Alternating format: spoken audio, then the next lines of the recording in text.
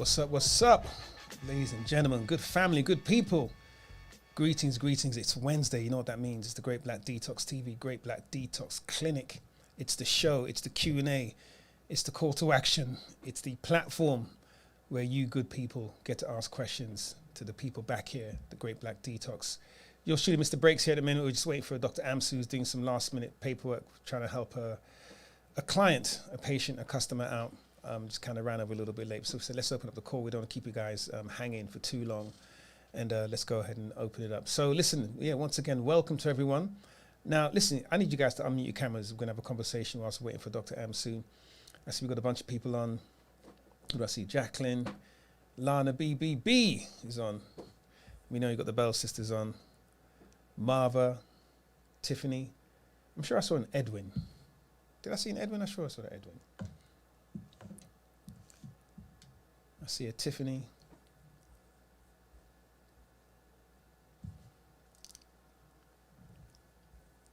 All right, folks. So listen, I was going to talk to the live. I realized, well, the live's not on. Dr. Amps is not here to start his live. So it's just us here on the Zoom and on the YouTube.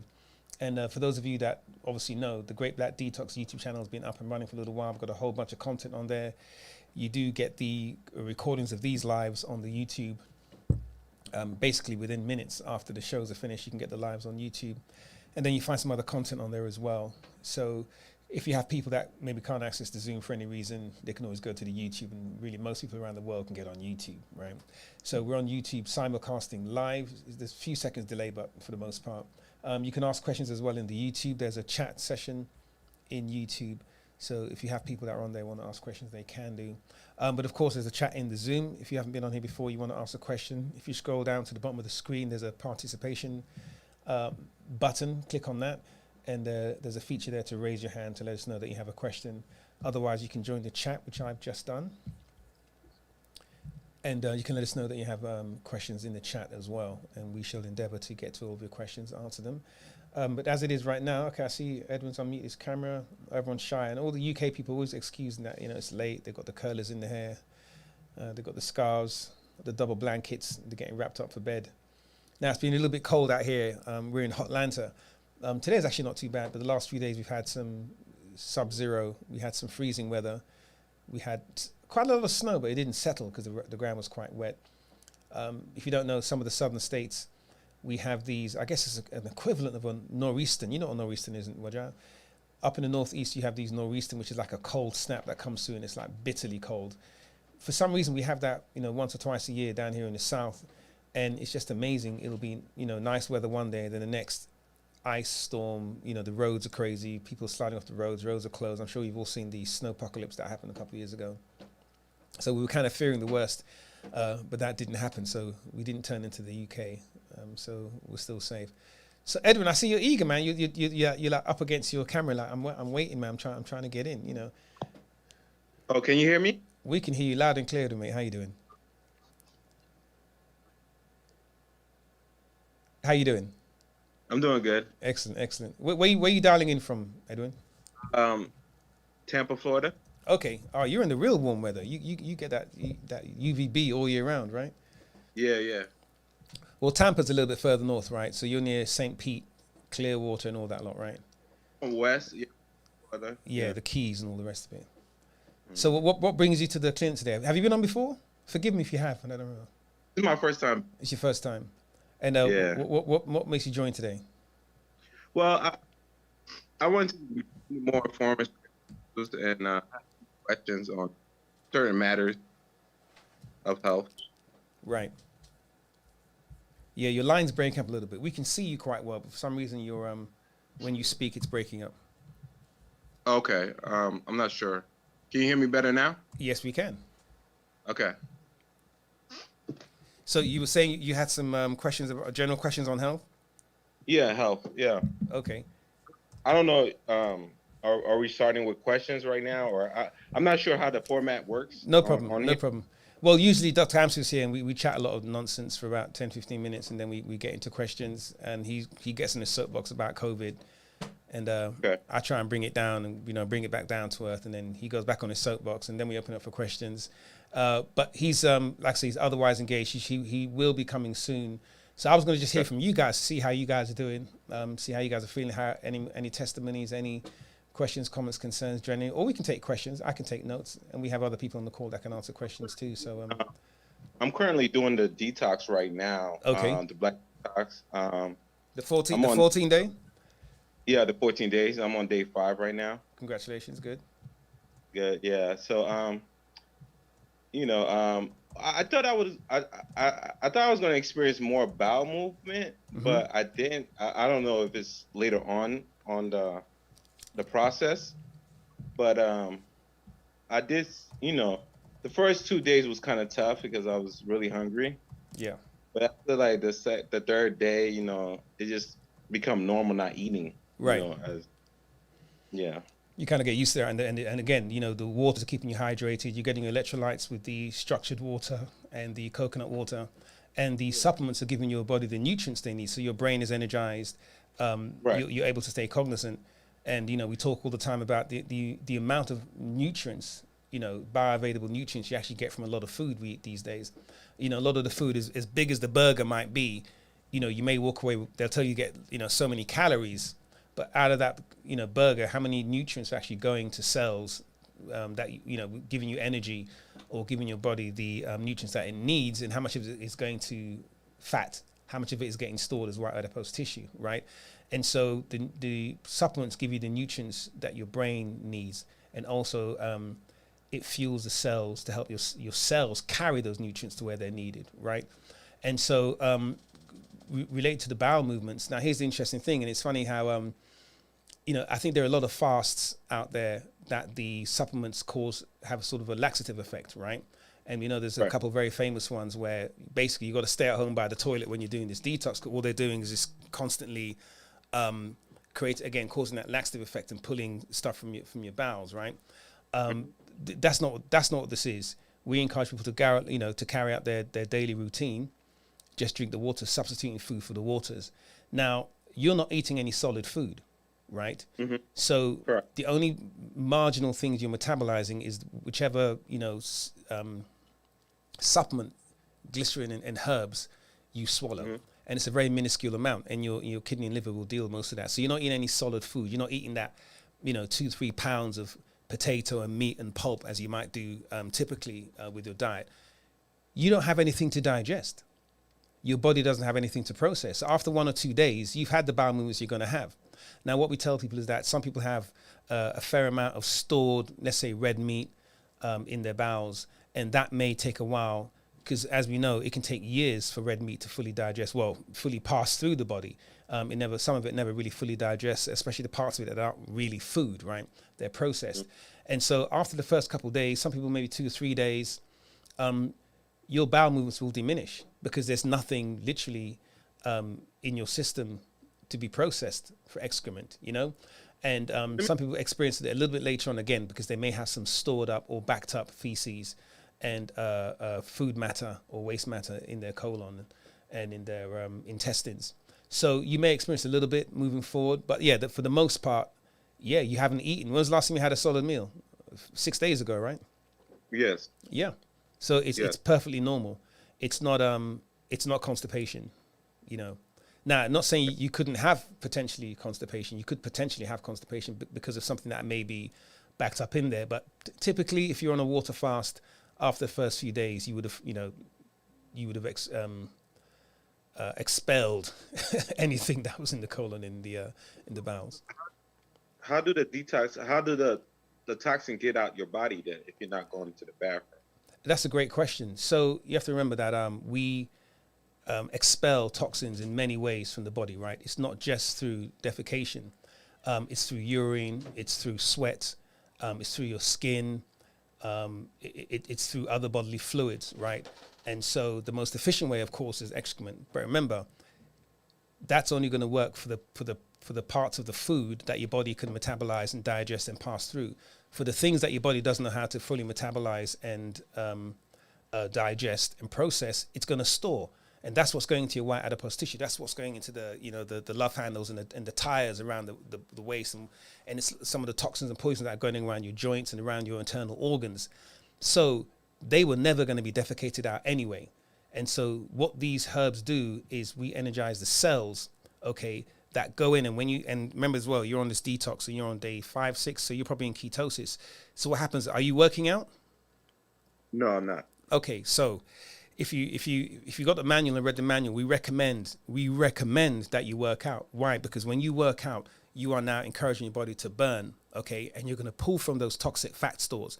If you don't work out and you're sedentary, yeah, you're taking the waters, you're not eating. That part, you know, the GI tract is being, ostensibly rested and healed, but you're not pulling. Remember, not all of the bodily systems or functions are going to, by themselves, eradicate toxins. The reason why we need to fast, the reason why we need to detoxify, the reason why we need the supplements, the reason why we need to do the movement and exercise, because there are certain things like the lymph system that you have to actively move and push and pull to eradicate those toxins, right? So you need to start exercising. You need to work out, lift weights, do a little bit of cardio. We do 10 minutes, a mile, that kind of thing. Get your heart rate up, and then lift some weights. Now, we're not saying go and bench 250, 300 pounds. Maybe do a little lighter than you normally do, but you have to exercise. You have to move to aid in the expulsion of those toxins. So to answer your question, it's a combination of things, right? So the herbs within the supplements are selected and designed to encourage your body to expel. There are herbs that have, and Dr. Amsis, he can take this further than me, that have natural elements that will help free radicals, right? That will expel toxins. We talked sometime on the call about the use of charcoal in some ways.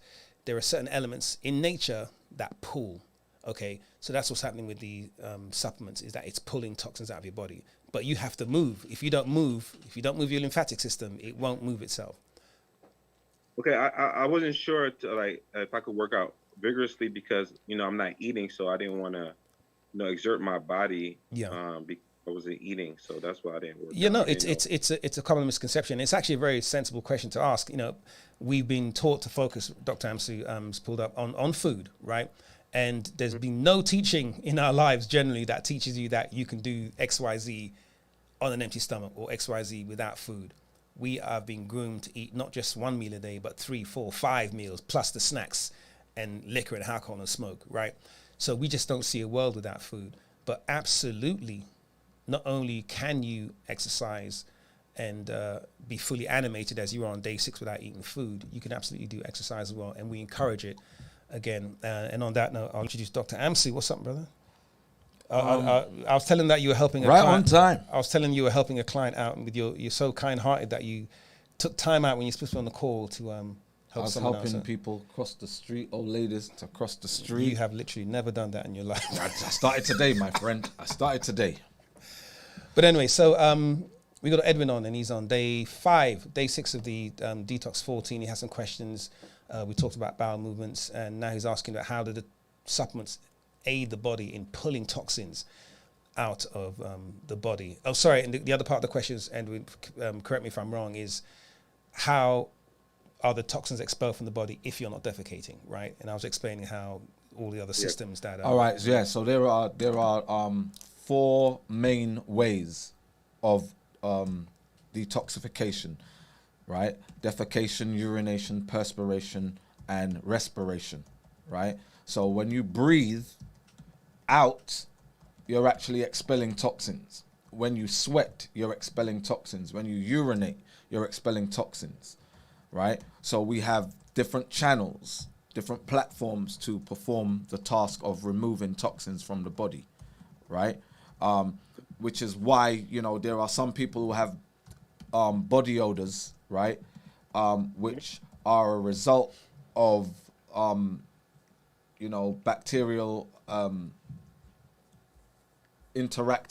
bacteria interacting with whatever you're expelling out of the body, right?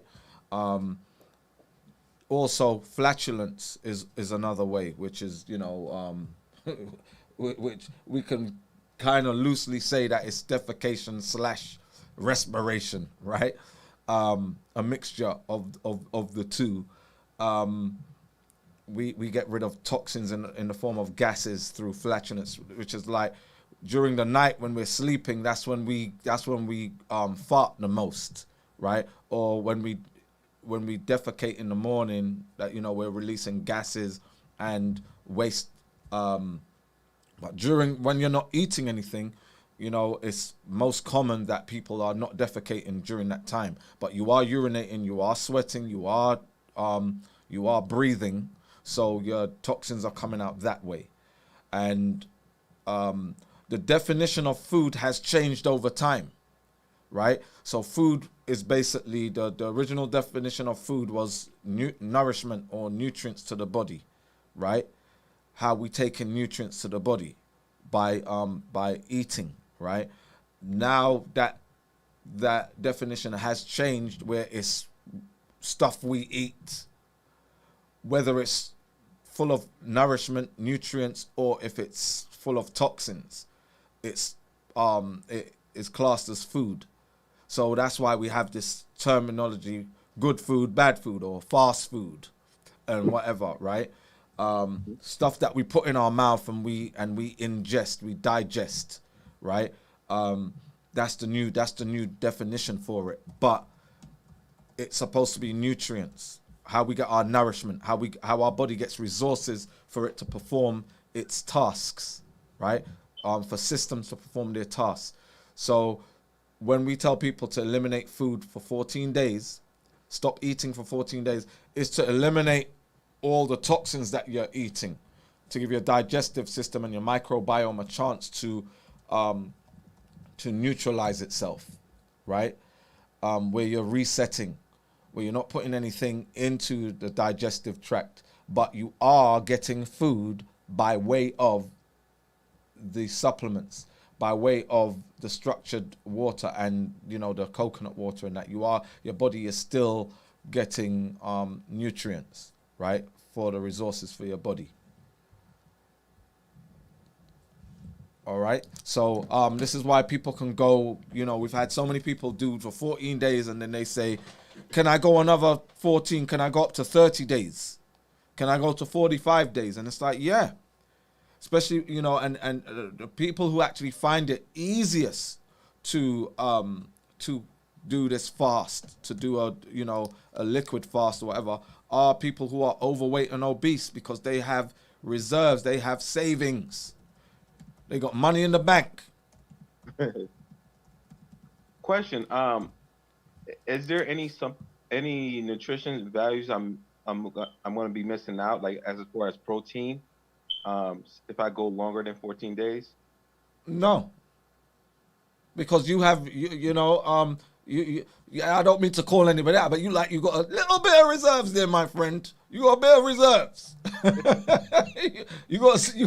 you might not have a plentiful bank account, but you got something in there, right? Yeah. So but the nutrients are coming. Your daily nutrients, what you need, those are being found in the supplements. So your B vitamins, your proteins, and all your amino acids, should I say, those are being found in the supplements. It's, you know, for men, it's found in Virility, right? So the Virility supplement is going to have majority of the nutrients that your body needs, right? And the detoxification process, the nutrients that's helping your body to detoxify itself are found in the blood RX and in the liver RX. Mm-hmm. All right. And then Claringa is also helping your blood to build healthy red blood cells, while it's has antioxidant properties in there too. Okay. What about the blood X? Can you talk about a little bit what that does? So the blood RX is helps to eliminate toxins from the blood, microbes and pathogens that may be present in the blood, while, you know, helping to create healthy red blood cells. Okay.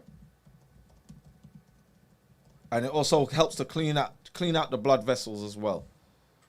Okay. Your veins and the arteries. Okay. So you had mentioned that one of the way to like remove toxins through urination.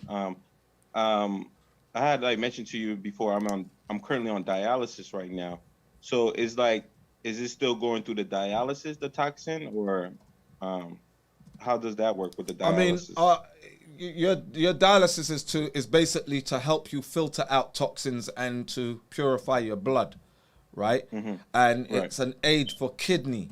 It's an aid for your kidneys, and Right. which is why we told you to get kidney RX to help to rebuild renal cells, right?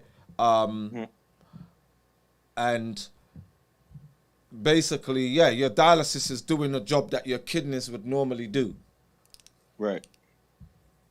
So while your kidney is, kidney failure is usually the initiator, or what makes you your GP or whoever is your kidney person, right?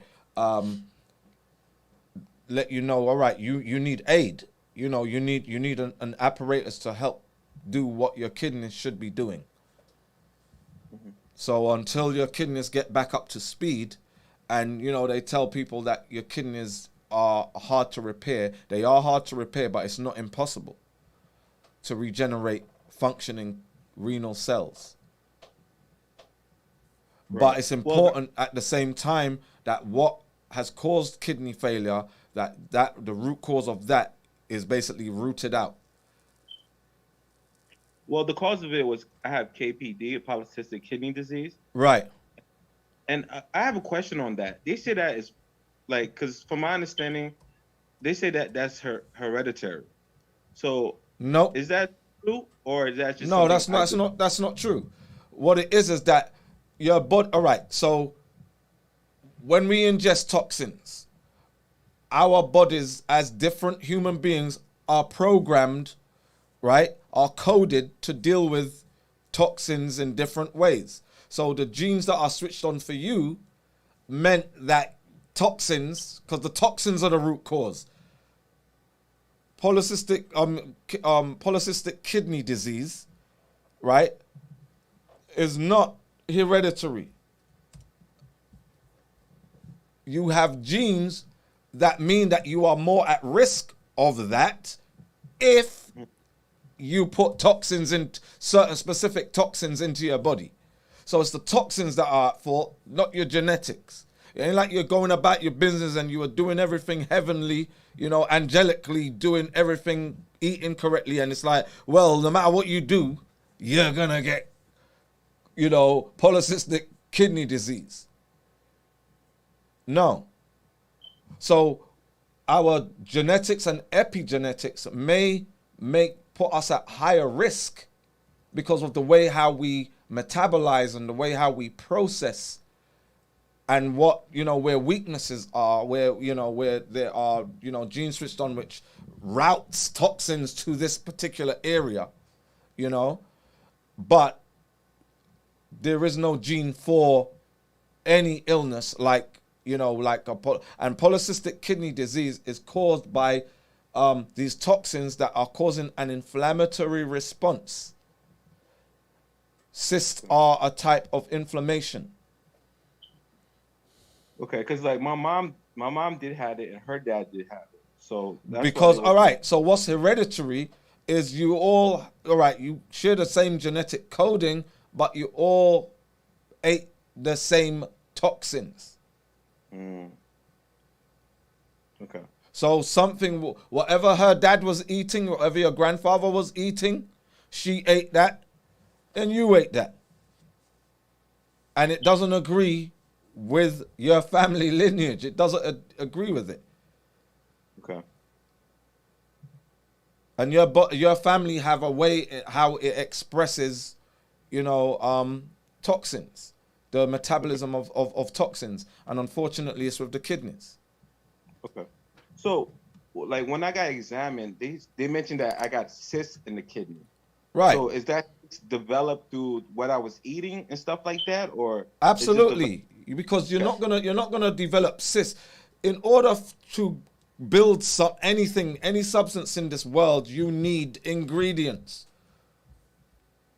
You need parts, right? Mm-hmm.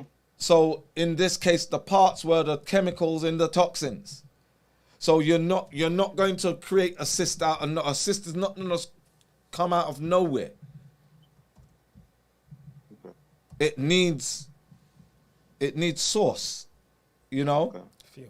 It needs fuel, right? It needs fuel, and you gave it the fuel what it needed, the requirements. Okay. So that applies to like high blood pressure, diabetes. Like sometimes they always ask you about your family history. So Right, so- family history can give an insight into what diseases have occurred in your family. But because there's a history of something in your family, it doesn't mean that you're going to get it, that you're supposed to get it. What it means is that, okay, if you put yourself into the same environment, right? If you have the same ecology in your body as your folks before you, yes, your chances are you will have, you know, and there is epigenetics that can be passed down.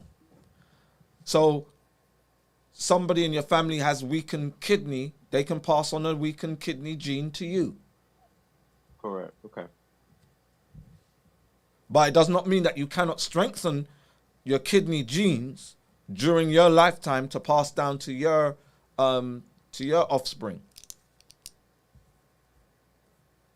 Okay. So you saying that I could strain my like kidney where I wouldn't have KP and pass it along. Right. By you practicing, highly disciplined eating, dietary habits and lifestyle, and putting the correct nutrients, you can actually switch off certain genes and switch on better genes. Okay. Good. That's good to hear. Edwin, how old are you, if you don't mind me asking? What was that, sorry? 35. 35, okay. Mm-hmm. Okay. And when were you diagnosed? You're a youth, man. Yeah. When were you diagnosed with PKD? In my late 20s. Right. 20s. To be honest, at that time, I wasn't really paying attention to it. They did bring it to my attention, but Because when us as young black men, we are invincible. We believe that nothing we will eat any kind of shit. We don't care. We will eat anything and smoke anything, drink anything, and it's like, you know what? Yeah. Doing good, and then one day there's some pain or whatever, and it's like, man, you know what? We might even take the pain until one day we just fall out. Right. ER. Because black people, black men are probably the most frequent ER visitors out of everybody, because we wait until it's an emergency. Yeah, you're right. So Edwin, I realize now that I think we spoke on the phone last week, right? So you're absolutely doing the right thing. I'm sure you've taken your health seriously quite some time now when you have a chronic disease. However, we're not really taught about the options we have, about the alternatives, about what we can do to prevent disease, about what we can do to prevent or even remove the requirement for certain medications and treatments, right? Because they don't really talk nutrition. Your doctors don't talk nutrition. I know, hepatologists probably do, because they're dealing with the kidney, and of course it's all about, they're the filter, right? And so they probably know a little bit more, but even they are going to resort to, I guess, what is standard in practice, right? And so by doing this, I think we believe that you're making the right steps to not just eradicating your disease, but, not prolonging it, not exacerbating it, not feeding it anymore. Right. If you carry on doing what's caused it, of course it's gonna, it's not gonna improve, right? So the processed foods, I don't know how much alcohol you drink, and smoking, and those sorts of things are definitely insalubrious for the kidney, and so we believe you're doing the right thing, starting in the right place, and just it's a long road. Change your lifestyle. There's got to be a Edwin 2.0, because Edwin 1.0 had some software issues we're gonna have to fix, and we've all got them. And, a lot of us are very fortunate. The symptoms are very mild. Others, it exacerbates, express itself a lot more severely. And so, there are no perfect people in the world. I don't care what they tell you. We hear all the time about, almost perfect athletes. Jamaicans. drop down dead. Or go prison, Jamaicans. 100 meters. 100 meters. You know. Interesting Come thing. on. So Usain Bolt was a long-term sclerosis sufferer. You know, he has problems with his joints and stuff. He has to have all these, you know, cold baths and, you know, treatments and stuff because despite his ability to run, you know, kind of fairly quickly, I guess, he has a semi-debilitating disease. You know, so even a Usain Bolt doesn't have a perfect physique or a perfect anatomy. So I think you'll find a lot of people on this call, as beautiful as they may look, with their avatar pictures, may all have something they'd want to, you know, eradicate. So anyway, not to belabor the point. So Edwin, glad you're here. Glad you're doing the detox, and you're going to push through to day 14. And you got the meal. I know you've got the meal plan and the manual. So you got the reassimilation meal plan. And listen, Edwin, take notes. Take notes of how you feel today. Try and remember how you used to feel. And, you know, when you go next to get your checkup, how often do you go in for checkups and stuff? I go once a month. My next visit is on tomorrow, actually. Because you have that dialysis, yeah. And we suspect, or we know, based on experience, that they're going to start noticing things about you, and they're going to ask you, so what have you been doing different, Edwin? You know, tell them, you know, and they'll probably be surprised. So let me ask you this, Edwin. When you were first diagnosed with PKD, right? Did you make any changes to your diet? When you talking about when I first knew about it? Yeah, when you were in your late 20s. No, I didn't make any changes because I still feel good, you know, like so you continued with the Mickey D's and the KFCs I did started like, you know, like I'm guilty on like not being consistent because like when I start feeling good, I usually stop doing what I was doing that made me feel good. So I did do some change on my diet, and I was taking some Dr. Sebi products as well in my late 20s. And I guess I stopped doing it because I felt like I was good now, so I probably was okay. So right. There weren't any symptoms at the time. So here's the thing, right? Here's the thing that we need to make clear to everybody. When we get sick, our bodies are coded to respond in a certain way to toxins. That's the genetic code. We're coded. So if, you know, you ever seen a flow chart, right? So if I put shit in, what's going to happen? Put shit in, such and such is going to happen. Change it, you've changed the path. So when you change it, you change the path. But when you start putting the shit back in again, you're going to go back to the default. You understand what I'm saying?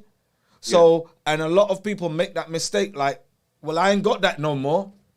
I did that and it's gone now. But your body's programmed that, all right, anytime you do this for any prolonged period of time, you know, it's like drinking alcohol and getting drunk, intoxicated, right? You might finish the alcohol and then you're right. You had a hangover, then you're back to normal and you're feeling good again. It's like, well, I'm feeling good again, so I'm going to get drunk again. You see what I'm saying? Mm-hmm. So the outcome of drunkenness, however it is that you behave or whatever toll it has on your body, that's what's going to happen when you put alcohol into your system. And we accumulate toxins, and because it doesn't kill us immediately, we believe, all right, I'm okay. But you were on a path from a very young age, because, you know, your mid to late 20s, you're still a baby, really and truly. You're still very young, right? Mm-hmm. You were on a path to killing yourself. You were on a road to death. And this is why we do what we do, because black people on a whole, we're on a path to death. We're more likely to die at a young age from anything than anybody else. And this is not correct because we have the strongest genes. So let me ask a question. Like, let's just say you get rid of a chronic disease. So you're saying that if you get rid of a chronic disease and you go back to like eating a certain way, you will get it again? Yeah. Your body's programmed to respond in that way. Okay. Absolutely. So can you say you really cure about? Can you really say you cured it or you controlling it? Because if it could come back, is it something? No, but curable? all right. All right, a cure is a remedy, meaning that you've gotten rid of a thing. But Right. if you now agitate, because your body's coded that if it's agitated, if it's antagonized, you're gonna have outcomes. Okay. It's like, all right, you put your hand into a fire and it's burning, you pull it out of the fire. All right, I'm not burning anymore. You just cured the burning by pulling your hand out. But if you're silly enough to like, well, I'm going to put my hand back in because I cured it that time, so I think I'll be all right this time, put my hand back into the fire. You understand what I'm saying? Mm-hmm. So that's the same thing with viruses as well. You might get over a cold, right? You might get over a cold or a flu or coronavirus or whatever. Your antibodies kicked in. But that does not mean that you'll never ever get sick from it or symptomatic from it again, because if your body is in the correct state, the perfect state for that disease or that pathogen, that microbe to multiply or to infect cells, it's gonna get in. You know, so our immune system or our protection against stuff is basically having the correct nutrients that provide our body with the resources that we have defense. We have something in reserves. We have we have the correct ingredients to deal with something, right? Mm-hmm. But when we lack those nutrients and we now also fill ourselves with toxins, we are at higher risk of pathogenesis. Okay. All right. Mm-hmm. All right, Edwin, any more questions? Any further questions? Yeah, I didn't want to take all the questions. I don't know if other people got questions and stuff like that. Well, we could come back to you. We could take a few more. Take a break from you, commercial break from you while somebody else asks. Yeah, sure, no problem. All right. Cool. All right, Edwin. Nadira. Uh-oh, she ran off. Oh, okay. There we go. I'm here. Hello. Hey, Nadira, how you doing? Hi, Nadira. Mr. Briggs and Dr. Amsu. So, there's a lot going on. Now I'm also dealing with vitamin D deficiency on top of newfound cysts in my liver, and there's some kidney, piggybacking off of, the previous conversation. I've had a kidney stone, but it's like I was diagnosed with this kidney stone in 2019, so it's still there. And now there's cysts in my left kidney, and still dealing with my body not absorbing any of the iron that I'm putting in there. So I'm just trying to figure out what to do at this point. Now, let me ask you this. Have you guys had somebody to come around and check everything that's going on in your household? Like, i.e. the materials in your house. Have you actually have somebody come around and do an evaluation of Like some sort? Recently, yes. Oh, Pamela, you can answer that question. I did, but I decided to do it again after the last class we had. So I'm going to call him back in again. Okay. And just because it's been more than it might have been a year. So I think I should call him back in. Right. Now, did they analyze like your wallpaper, your piping, the insulation, the water? Did they test your water? Ooh, I didn't do the water. So I'll just make sure a thorough check everything, right? Right. And you guys, I always ask you guys this. You're in New Jersey, right? Yeah. Yes. All right.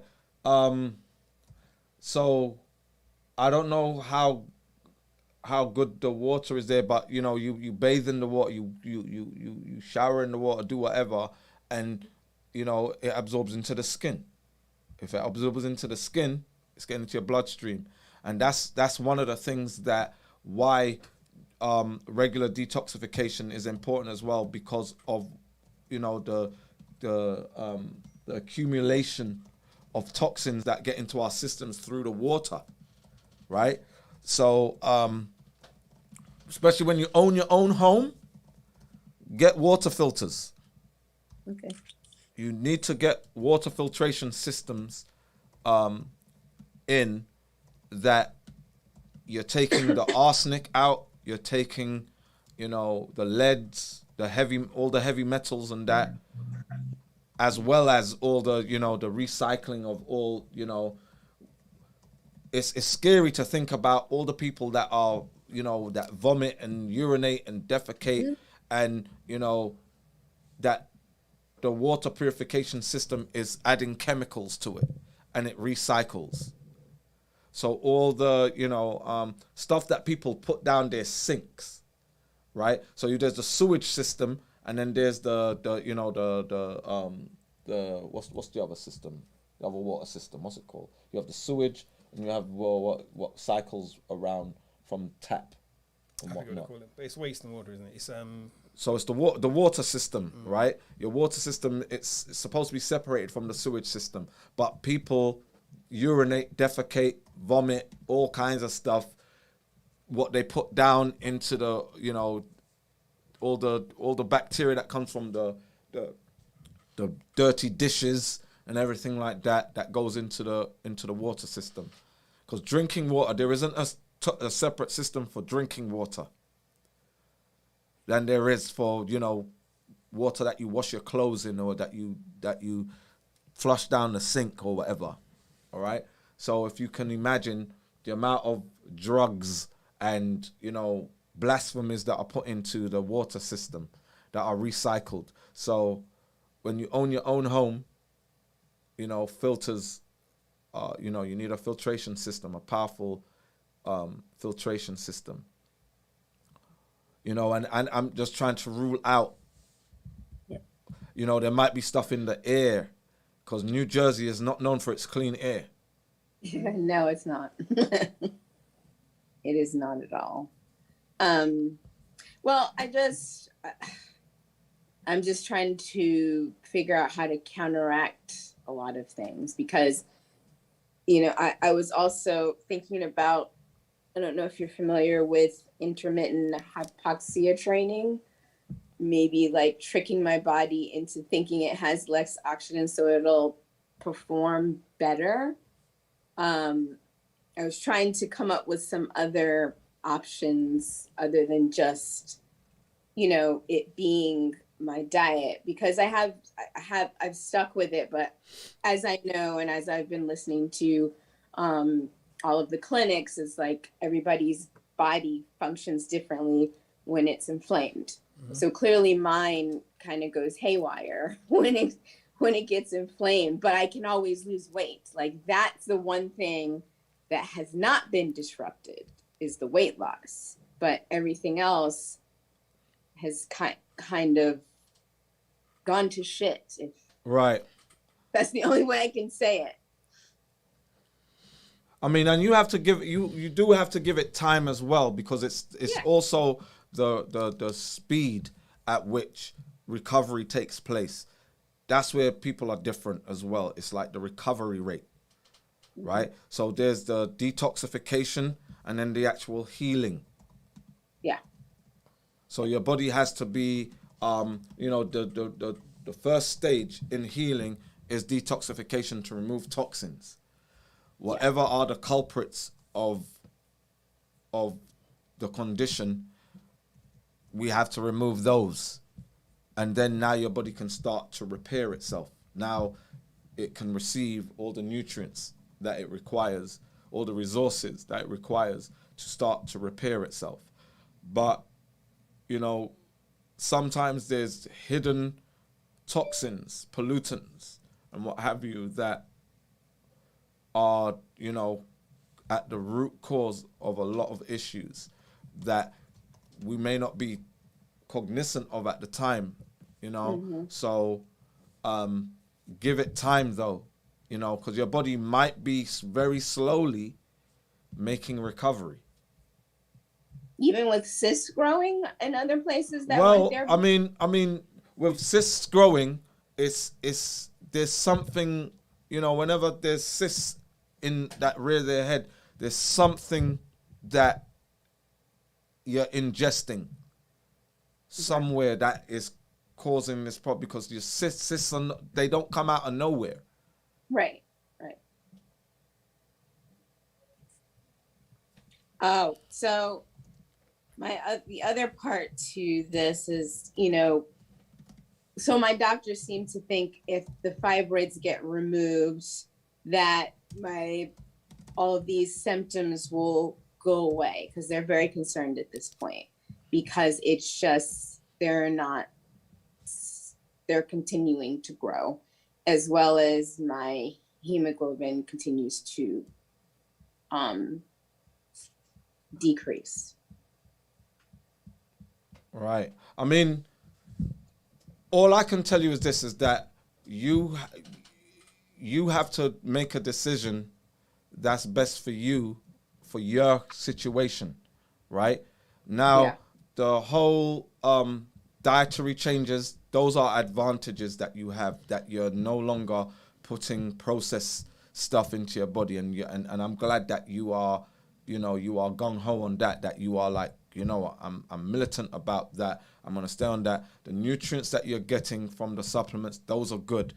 But at the same time, if, you know, and this is why we have to identify this source of why your body continues to deteriorate.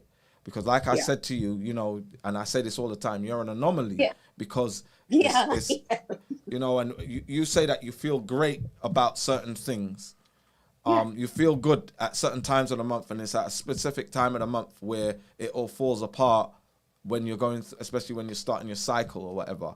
It all starts to fall apart. So we know that, you know, that the surge in estrogen is part of the problem. But there's something else that's going on. Yeah, sure is. You know, but I mean, as long as they don't give you a hysterectomy. Now, I don't like to tell anybody to take any form of surgery, because with surgery, there are complications that can happen with surgery. Yep. That, you know, and oops, it's too late, you know?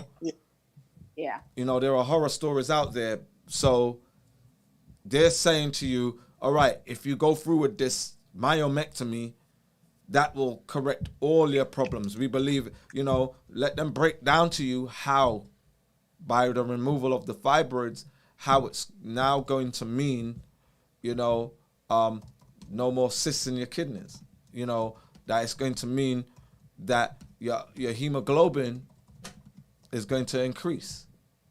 Right. And now I have cysts in my liver, which I didn't have those before. So it's just, it's baffling. Like, I'm trying to figure out how to handle this. Right. You know, Nadira, you know, every week we talk to you, and, you know, Dr. Hampson talks about unique cases, right? You know, when I was a very young man, I remember my grandfather got sick, right? And they said he had a heart attack. And, you know, I kind of knew what a heart attack was, you know, but hey, you know, old people get sick, right? And then we went to visit in the hospital. But he wasn't in the hospital that we normally go to, you know, Park Royal or St. Mary's. He was in the London Hospital for Rare Diseases. I didn't know it existed. I had no idea. It's this hospital they have in London, and I think there's several of them, and rare diseases. And it's exactly what it says on the tin. It's a hospital dedicated to the research and treatment of rare diseases, because you have some people out of one in every, you know, God knows whatever, right, that have some malformity or something unique about their blood or their genetics, their epigenetics. And again, you know, we talked about genetics. You know, you and your sister live in the same house. You experience some things in common, but other things not so uncommon, you know, that it's just these rare, I don't know if it's Mendel's law, tumbling of the genes. You have these individuals that just have a very particular reaction to most things in their environment, you know. So I think for you, honestly, you know, I would encourage, Dr. Amsi may have a different spin on this. You know, we know what we do works for the majority of people, right?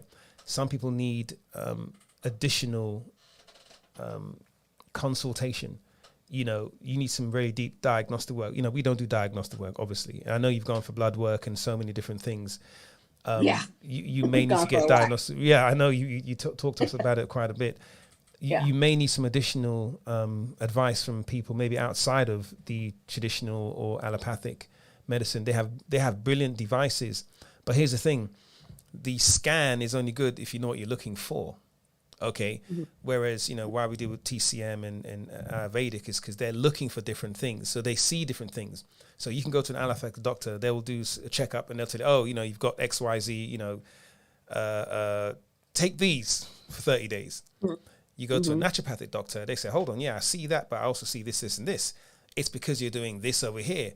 No, don't take those for 30 days. Go and do this. Stop eating that. Stop doing that. Start to drink this. Start to exercise differently.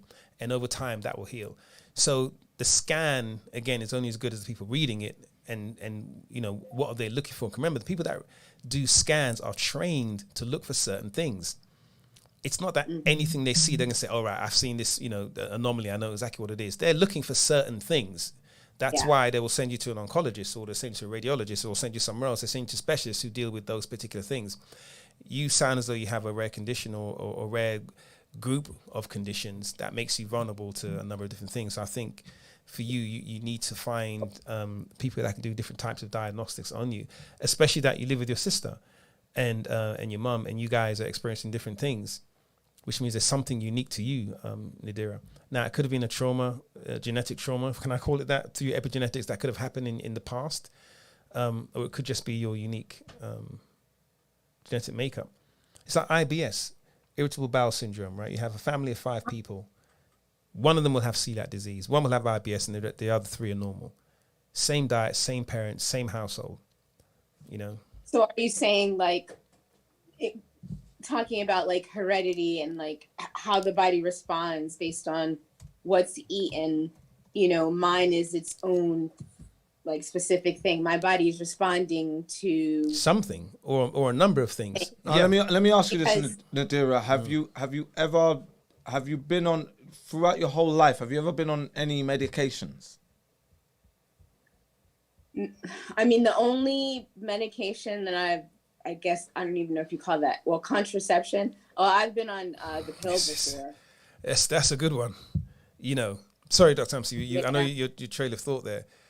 But birth control is go on, Doctor. No, I mean, you know, women don't think birth control as medication. Right. They think of it as, you know, a preventative. But it is, basically, right? But it's absolutely a medication. It's not medicine. It's probably one of the most powerful. Yeah. Right. So I've been on that, and I've been on the NuvaRing thing, but then I stopped doing it. How long were you on birth control for in total? I have to reach back to like 20 years. And did you get inoculated as a child? Did you get all vaccines and whatnot, MMR and whatever? Yes. Yeah, I did. Right. Mm-hmm. Right. So yeah.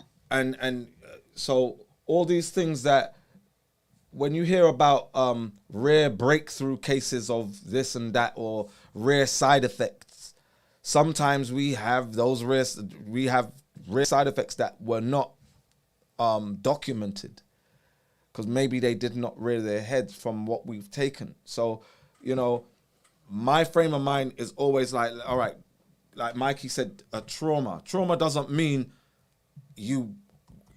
always mean a scare. Like when we hear, you know, traumatized, we think it's psychological, right? But there are physiological traumas, right? Where something is disrupted, something has been displaced. Okay. Something has been injured. All injuries are traumas. All injuries are traumas, right? And when we take all these inoculations, right, there are all kinds of, they had mercury in there. All kinds of, when you look at the ingredients, formaldehyde and, all these different toxins, known toxins, right, that are given to us when we're children, they can have a knock-on effect that affects us in our later days, in our later age, and sometimes these things are overlooked, and something that has affected, the way how remarkable the human body is that in order for it to be fine-tuned or to be a fine-tuned instrument, like operating perfectly, there are trillions of metabolic processes that take place over the space of a day, right? And one thing being disrupted can cause a cascade, and that the fallout from that cascade may not actually show itself till we're in our 30s or whatever. We don't know. So there's a range of so many things that could have gone wrong, where right now you're baffled as to why is my body not responding to this or that. I know that I feel good here, but soon as this trigger happens, this one thing triggers all this other stuff. And and because of the way how we exacerbate the effects of estrogen, that estrogen is acting as this catalyst for all these other issues that's going on in your body, But again, during diagnosis, unless somebody's looking for something specifically, it's, it makes it harder, especially if there's a rare condition that you have. So do you think it would be worth it for me to do, one of the shorter fasts, or like you said, another time that we were on the call, to maybe just, I don't know, like every so often, maybe monthly, stick to just doing like fruit, or like doing a water fast, like doing something like that, to see if that will help to maybe trigger my body to not break out with cysts, if you will, or maybe jumpstart the absorption of the iron and the vitamin D. I don't know. I'm searching lots of methods right now. That's all I'm saying. Now, do you have Hepagen, the supplement Hepagen? Nope. Wait, which one is that? Okay, so we have supplements that we don't mention all the time. We have supplements that are for specific, for more severe conditions, right? So we have we have a liver supplement called Hepagen, which is for kidney, for cysts in the for the liver, for cysts and fatty liver, and hepatitis and diseases of the kidney, basically. More chronic, more severe diseases of the kidney, of the liver, I keep on saying kidney, right? Of the liver that I have both are more issues. severe, right? So, all right, so we have Kidney RX, which is to deal with kidney issues, right? But like cysts and kidney stones, right? Right. Like that. And we, whether it's glomerulonephritis, anything to do with the kidney, it helps to generate healthy kidney cells, right? But if there's something, if the kidney has been poisoned of some sort with some form of toxin or pathogen or whatever, and sometimes there are bacteria or viruses that are deeply rooted, some form of pathogen, microbe that can be causing issues. But and this is something that you see a nephrologist or somebody who's going to be able to put you under a microscope properly and evaluate everything from your blood. See a hematologist. See I do. Hepatologist. See a nephrologist. See all these people while you're trying to find out. Yeah. And another thing we want to do as here. well, sorry, on the birth control thing. Sorry, I'm stuck on the birth control thing.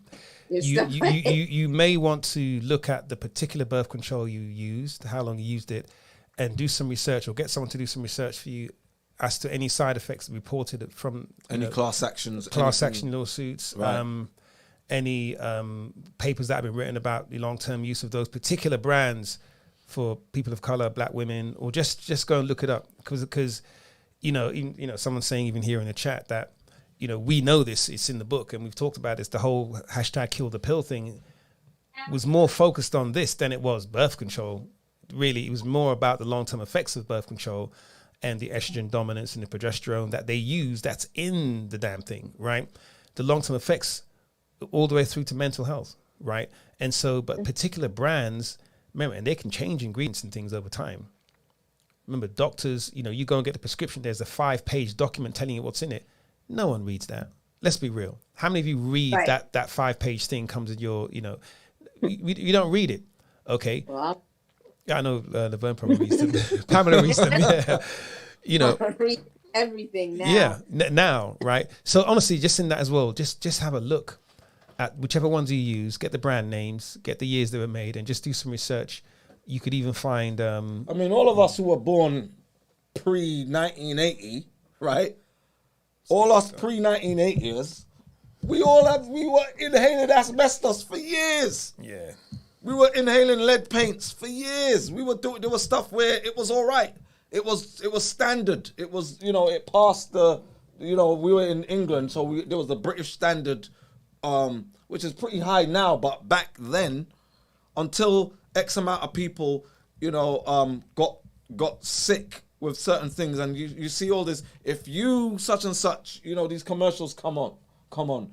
If you suffer from this particular condition and you were exposed to such and such between 1974 and 1996, you could be eligible for for a reward or a payout or whatever. Right.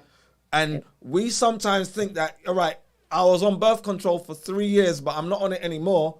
But what damage did it do during those 3 years or those 5 years? Yeah. That, it's like, I was banging my head against the wall every day for 8 years, but I don't do that anymore. I haven't done it for like 10 years, but does it mean that I didn't damage my brain? Yeah. Well, I mean, understanding that, because I'm sure like other things go back even further, correct? So I'm sure that did some damage because, up until 35, I didn't really have had no symptoms of anything. So, as you said, it's like, okay, if it ain't broke, don't, there's nothing to fix. Until 42, that's when the shit hit the fan. Right. Right. So. Yeah. So Nazira, we're here. We're not going anywhere. We're looking forward to hearing back from you, and we're really hoping that you find the source of some of these things and share that information with us. And of course, we're here on your health journey. We want you to be well, of course.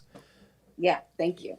Absolutely. Yeah, I definitely want to share because there may be some other rare folks out there like myself. Oh, you definitely won't be suffering alone. We know that much. Yeah. So thank you, Nadira. Thank you, Nadira. Thank you. Sister Bell. That's a good name for you, Sister Bell.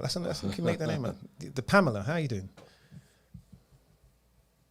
One thing came to mind, and it's really just watching her process because these cysts are developing. I was definitely going to ask about going to the, again, all of the supplements that have that in it because it's further damage. So you said hepagen and kidney. That's it. Well, that's for the liver. That's for the liver. As we don't diagnose. So as we know something, then we can say, and it isn't like you got cysts in your kidney and it's just out of nowhere. They were probably not detected before. They never looked before. They might have been there for a while, but they haven't detected it. So you might be thinking, oh, they just found cysts on my liver. They just found such and such my kidney, but it might have been there before. They just didn't detect it. So as we know things that are going on in the body, then we can say, okay, we have something for that. And your liver is such an important organ in the body. It's like, it's the largest organ outside of the skin. Apart from your skin, your kidney, your liver is your largest organ, right? It has so many functions. It has so many things to do that when it starts to dysfunction, if anything disrupts its functionality, we're effed. I don't want to say the full word, but we're basically effed when and we can function to a great extent with with our kidneys with our liver operating at 50%, whatever. But it's what functions are being impacted, and what does that catalyze, So the root of everything might be with your liver. It may lie in your liver because your liver is so responsible for metabolizing, for the metabolic processes as far as the use, the bioavailability and the use and distribution of nutrients, the synthesis of vitamins, so we ingest these raw materials, and our liver and kidneys and, spleens and other, the backing singers, I like to call them, they play a role in the synthesis of specific vitamins. Got it. Can I interject really quick, and I will be quiet after this? So would it be a good idea, knowing that there is an issue with my liver, to do one of the shorter detoxes, like the 7-day or the water fast? I mean, try it. You can try it. You can try it. And what fast have you done so far? What detox? So I've done, the only one that I've done is the fibroid elimination. Okay, so you haven't had a fast where you've cut out everything. No food at all. No, okay. I haven't done. Okay, now you may want to do that. Yeah. You may want to do that because by doing the fibroid one, it means that you basically did a fruit fast. Yeah. Yeah. So it might be a good thing for you to do a 14-day. It won't hurt, right? Like. No, because you got the nutrients. You're getting your nutrients from the supplements anyway. But again, use the technology that's out there, though. Use the technology that's out there. All right. Thank you again. All right, you're welcome. Thank you, Pamela. Sorry. Thank you. Thank you. Sam, how are you doing with your muted camera? Should we talk to Sam? Hi.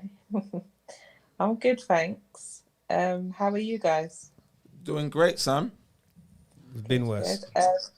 Yes, I've just got one question. So I finished the fibroid detox. I had my cycle, and that finished on Monday, and then today I've started to bleed again. So I just wanted to know, is that normal? All right. So how long have you been doing the fibroid detox? I started in October. Okay. I ended just before Christmas.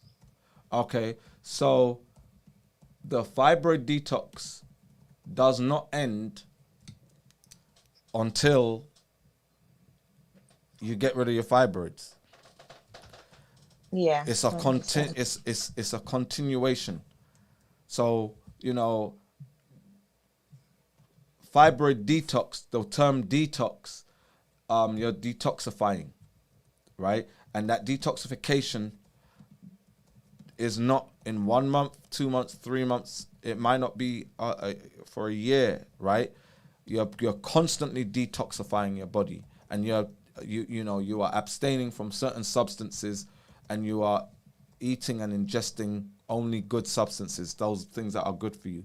So while you're eliminating, so the elimination process, let me be clear, the elimination process is until you don't have any fibroids, right? Okay. So you're still eliminating. While you are eliminating, your body is going to do some stuff that is out of the ordinary, out of routine, out of cycle, right? So you may bleed because you're eliminating. Okay. Because when tumors break down, they turn into blood. Yeah, because this cycle, it was I don't really get pains, but it was a little bit painful, and I noticed there was quite a bit of clotting. Right, that's good. That's a good sign. Yeah. So you had discomfort. Was it more of a dull pain or a sharp pain? A bit crampy. Like more dull. Yeah.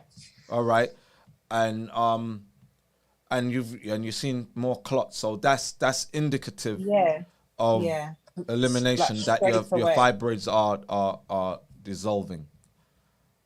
Okay. So it's breaking down. Okay.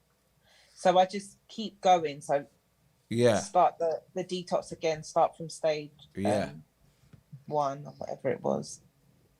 Just keep going. Yes. Keep going. So you're moving in the right direction. Okay. All right. Thank you. All right. You're welcome. Thank you, Sam. And you know what? When we first started our fibroid elimination program around 10 years ago or more, we had a group on Facebook, the 90-day fibroid elimination challenge group, and the pictures we used to get, women would collect their blood clots or collect whatever they issued and send pictures into the group, and it was like, I got this rubbery stuff. What is this? It was very explicit, graphic photos that women would share. So if you want, you can send, when you do get the clots, you can examine it. We encourage you to examine what comes out of you to find out if it's clumps of blood or if it's more fleshy. Okay. Sorry. The first cycle that I had, it was fleshy. The first ever one from when I started to detox. Right. All right. Good. Okay. There's something else. Okay. So when I finished the detox, I haven't been taking the supplement. So is that going to have an effect? Oh yes, you have to, because you finished. All right. Your body needs those resources. They need those nutrients in order to eliminate. So you have to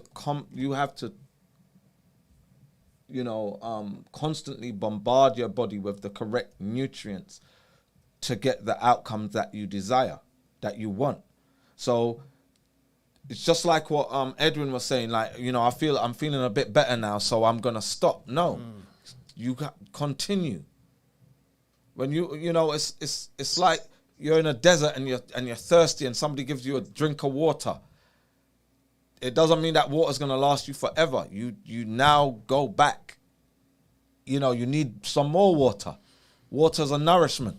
So we're providing your body with those nutrients so that it has the resources to heal itself. These things are providing your body, where your body now kicks in, where, all right, I've been screaming for this nutrient all this time, or these nutrients, plural, all this time, and there's been a deficiency. But now I'm getting it. Now I've got the ability to get rid of these anomalies, these growths, these tumors, these things that are not supposed to be here. And then when it's in mid-flight, it's like, bang, you cut off the supply. So you have to, you have to continuously keep on providing your body with these supplements until you get that outcome, especially that you've noticed that it's working, that there are changes that, man, I'm seeing the clumps, I'm seeing, these blood clots, I'm seeing this fleshy material. Those are fibroids. Okay. All right. Thank you. Good change. All right. Thank you, Sam. Ingrid Telford. Are you there, Ingrid? We can't see you. We're hoping you're there.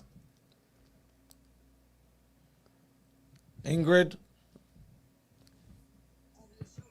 Yes, good evening. Good evening.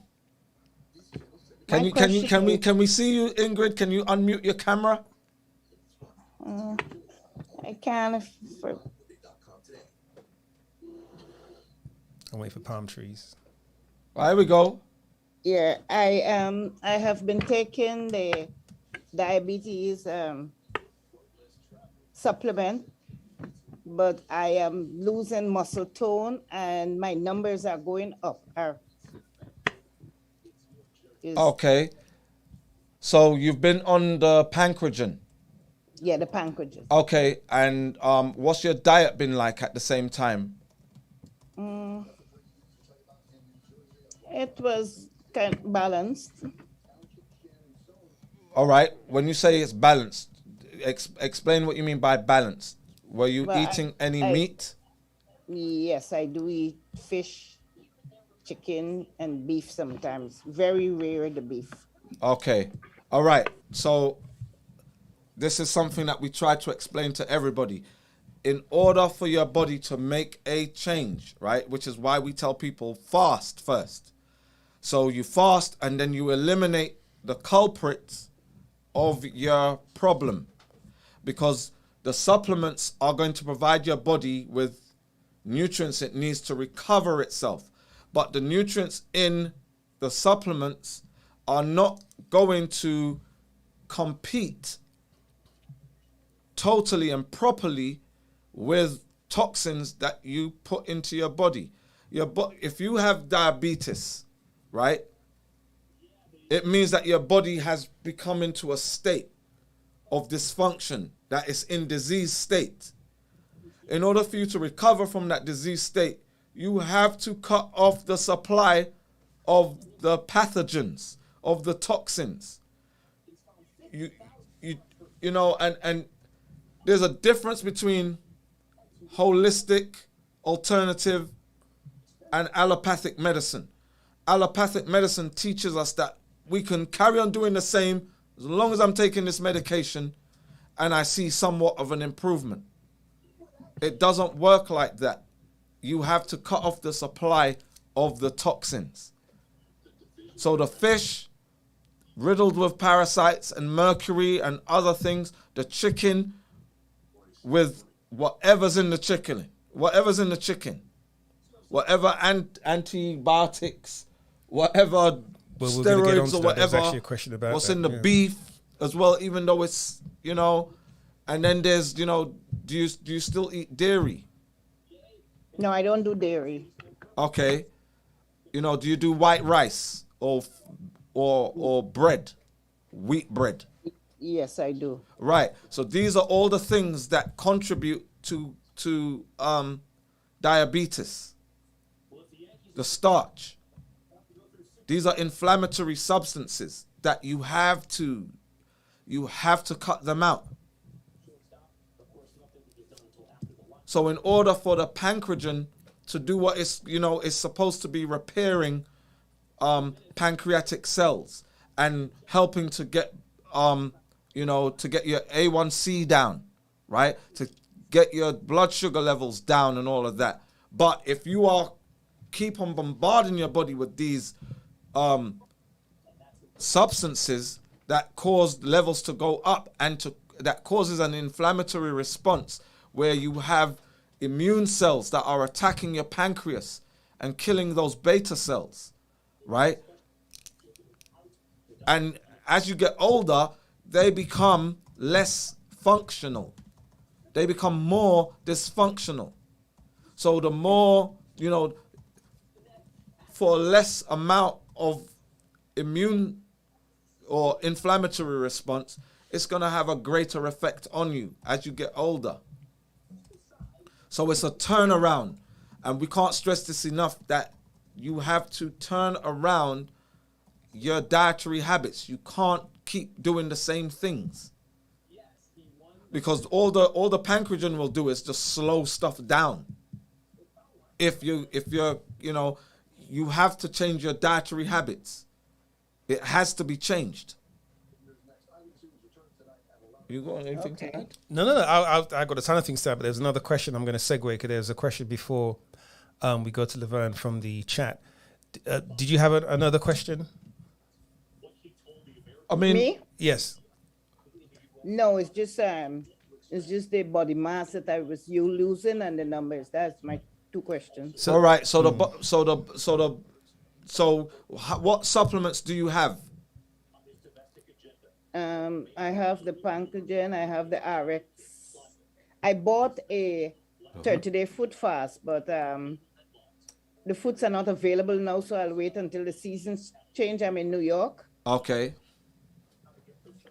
All right. So, do you have D3? No. Okay. So you've been in New York straight away. You are deficient in D3. Black people, we need D3. We need sunshine. We need UVB. And when we live in New York, New Jersey, up north, wherever, a great amount of our supply of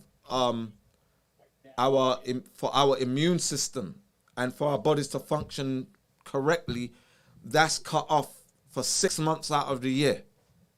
6 months. Right? So, the foods that you need to eat, you need plant-based foods that are going to provide you with materials that you keep muscle up. And do you work out? Do you do any exercising? Do you do weights? No. All right. So when you change,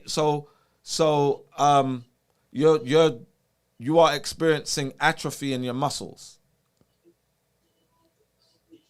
Is that what you're saying? You're losing muscle tone. Yeah. All right. So you need to. Are you anemic? No. All right. You're not anemic. That's good. All right. So Losing muscle tone. Again, being diabetic, glucose is not being delivered into cells. Yeah. So you need to cut out those inflammatory foods, because those inflammatory foods are causing an inflammatory response. These are basically interleukin 6 and tumor necrosis factor alpha, TNF alpha, and they will cause tissue or muscle to deteriorate because it's not getting the glucose that it requires. It's not getting the energy that it requires, right?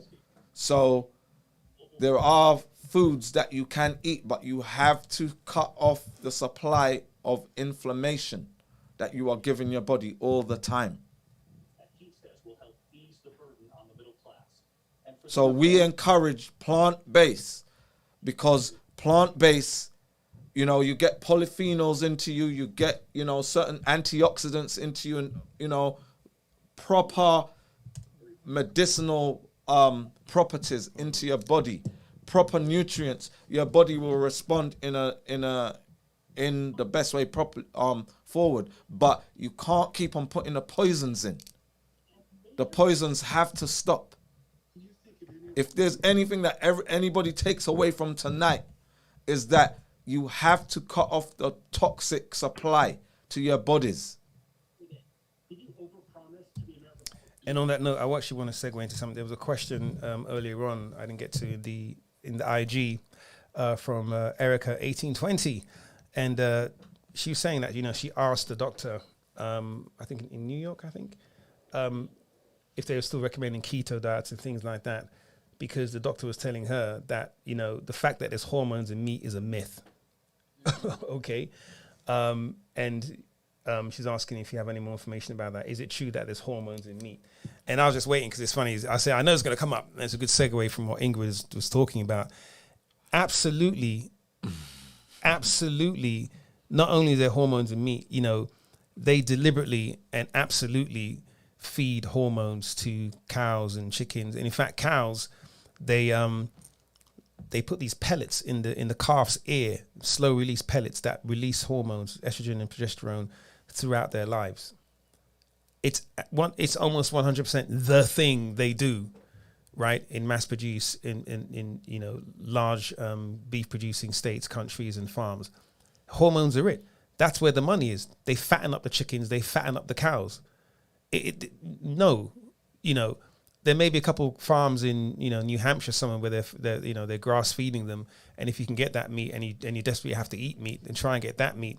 But most of the meat you're going to get in any of these large supermarket chains, it tells you that on the chicken. I'll say it. Go to Walmart right now and get a Tyson or a Purdue meat out of the fridge. Chicken. So chicken breast. Ask yourself, how many ingredients should be in this chicken breast?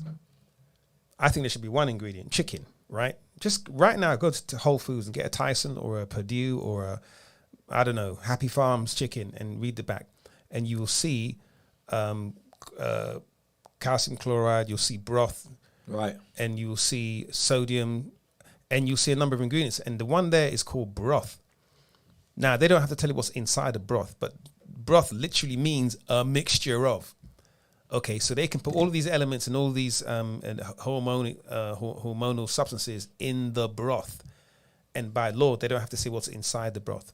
But absolutely, it's an age of things. So, Erica, you were asking, absolutely, is hormone. Sorry, I'm going to add some more to that. Absolutely, and these hormones, and they're in the blood. One of the reasons why you will have kosher foods and halal foods, right, is that one of the things that they make sure they do, they drain not all the blood even comes out, right? But they drain as much of the blood, because in the blood you find hormones, you find pathogens, you find different enzymes. They're carried in the blood, right? And they cause these metabolic syndromes. That's what's responsible. Most people are walking around with some form of metabolic syndrome, don't even know it. Where they can't put on muscle, they gain fat but they can't gain muscle. They don't digest properly. They have constipation. They have bloating. Something is in disarray because substances, nutrients are not being metabolized, right? So the bioavailability of these nutrients are not being fulfilled.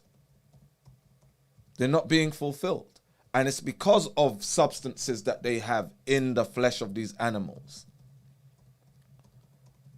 And we weren't designed to properly digest these meats anyway. So the damage what they do, when we don't digest them properly, they're stored as fat, and then the fat is a dysfunction. When we get past a certain threshold, the fat starts to, devour us with inflammatory responses. So black people, we are in a bad way. We are in an extremely bad situation. Some of us are all right, but as a whole, we're terrible. 75% women, obesity, 60% men, obesity. Overweight, the numbers are close to like 85% with women and 70% with men. We're in a bad way. And the dysfunction that comes with that, physiologically and psychologically, it's rearing its head right now.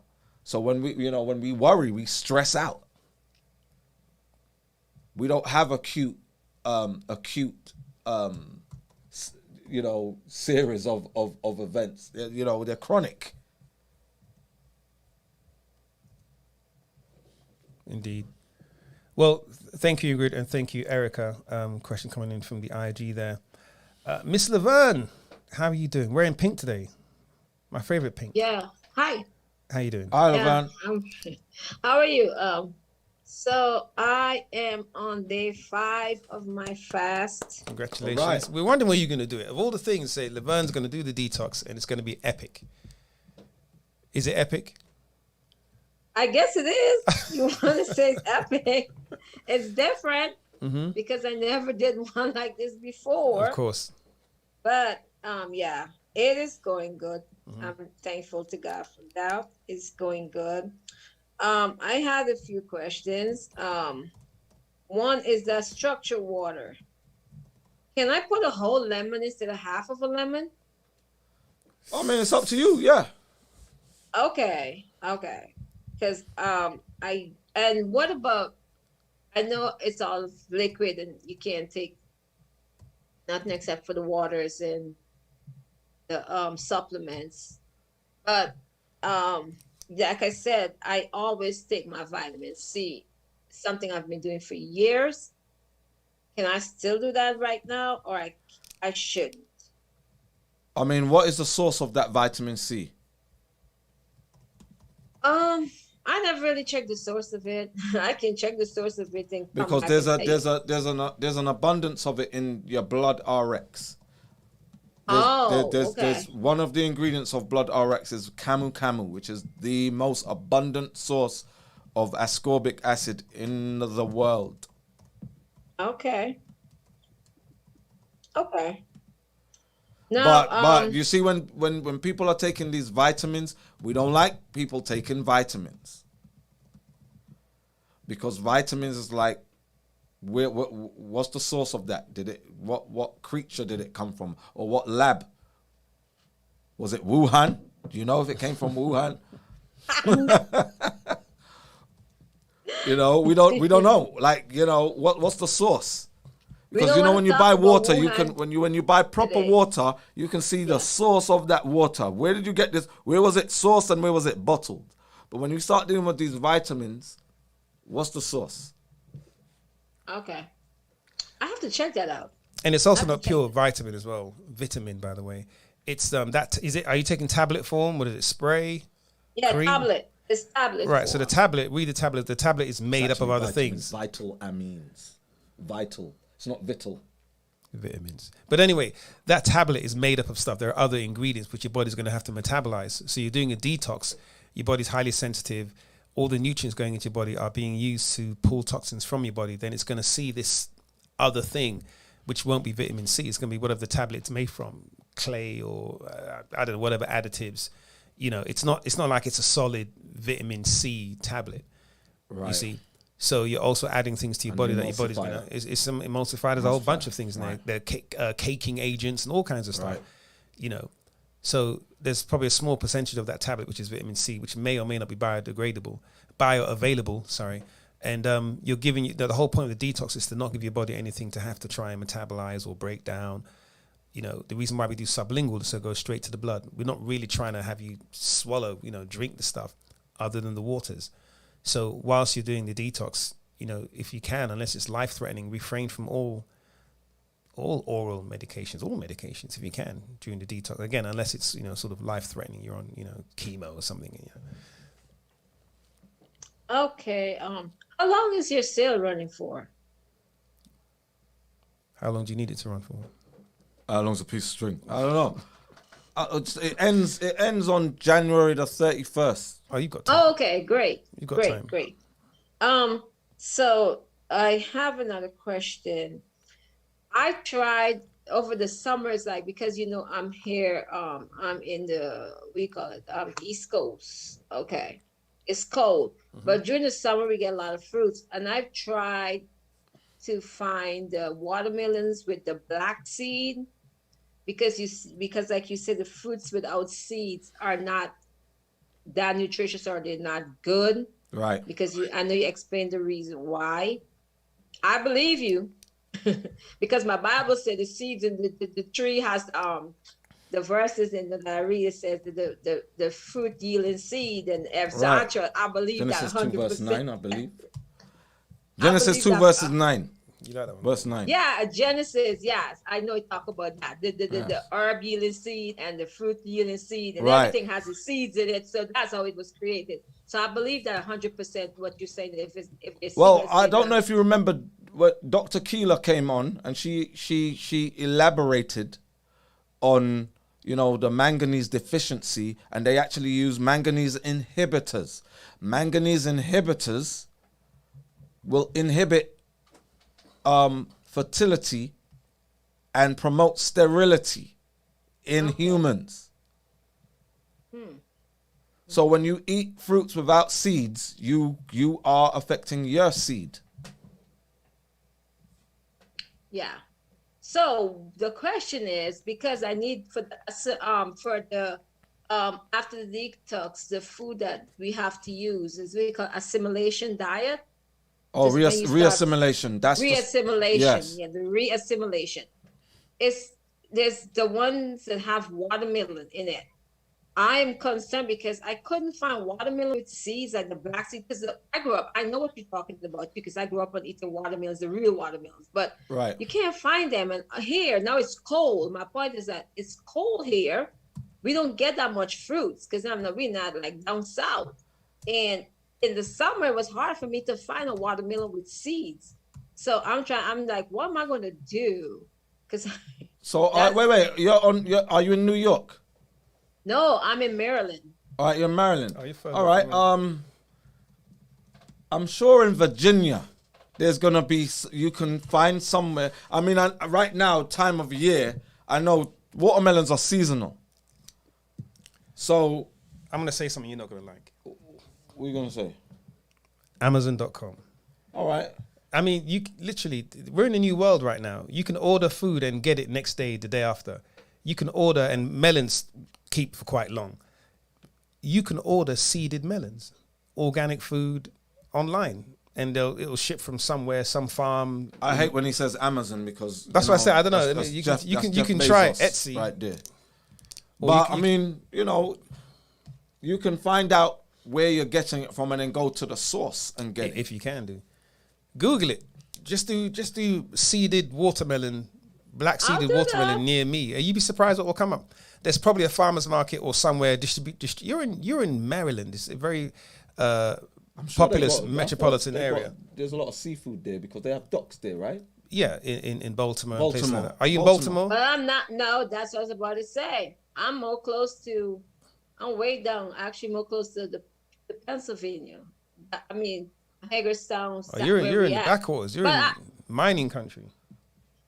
Yeah, we're in the country. I mean, what are you willing to do though to make sure you get your nutrients? What are you willing to I'm do? gonna have to tell my husband because his work take him around that area. There you to go. Check out and see if he can find any. Because he tried out some. He did. He has been looking for. He's been looking for watermelon with seed. Yeah. He would go to the Whole Foods down there, like Virginia, the DMV area. Right. This DMV, yeah. He tried, but he never found it because they would tell you seedless. Even grapes. I know grapes is not a part of it, but we cannot find them. So that was my concern because I know that when we come off, we have. Yeah, I mean, if you can't get it, just omit the watermelon part. Okay, I know the cantaloupe that I can get. Okay, and it's seeded. Yes, they All do right. have seeds in them, and I love that. Okay, so sweet peppers, you know they have the long ones. Are those good? Because I always get the little mini ones. I know the bell peppers. That one you said avoid that. Don't use that. Uses the Right, long peppers. Peppers are great sources of a lot of nutrients. So, the mini peppers are great. There are long peppers that are good, but most peppers are really good. But just the bell pepper you avoid. Well, bell peppers is like you can use bell peppers, but just be sparing with it. Okay, I get the mini ones all Right, the time. yeah, the mini but ones are great. Yeah, I see they have like some the long ones. And Yeah, the I'm like, mini okay, sweet peppers are good. Yeah. Okay, I'll stick with those. I will stick with those. And is it Kamat? is that a good grain or something to Oh, use? camel. Yes, it's gluten free as well. Okay, great. Because I found the cereals that you talked about, the quinoa flakes and also quinoa, and also you said buckwheat. Yeah. But yeah, it was the buckwheat with the comma. And okay. But just check the other ingredients though, because they'll tell you that it's this and this. Then when you look on it, it's like 50 ingredients. Yeah, because I was going through the ebooks and I was looking at the reassimilation meal plan, and I was looking at all the other like foods that, you know, life after detox, you know, the book that used the meal plan and excellent recipes, but I was also looking at the pastas and different things. Right. So I was online and I make sure that's one thing I learned now, because the coconut water that we actually have, this one is the pure one, but I had picked up some, and it's my son that realized that the one that says original had sugar added, but this one is no sugar. Right, so right. I'm Always, like, I have always to be, read the ingredients. That's my son as a vegetarian. He's very careful, but I have to be extremely careful with my when I'm shopping and I'm reading these ingredients really careful. But that was my questions for now. Thank you. All right, thank you, Laverne. Thank you, Laverne. Okay, next on my list, Ariva. Ariva,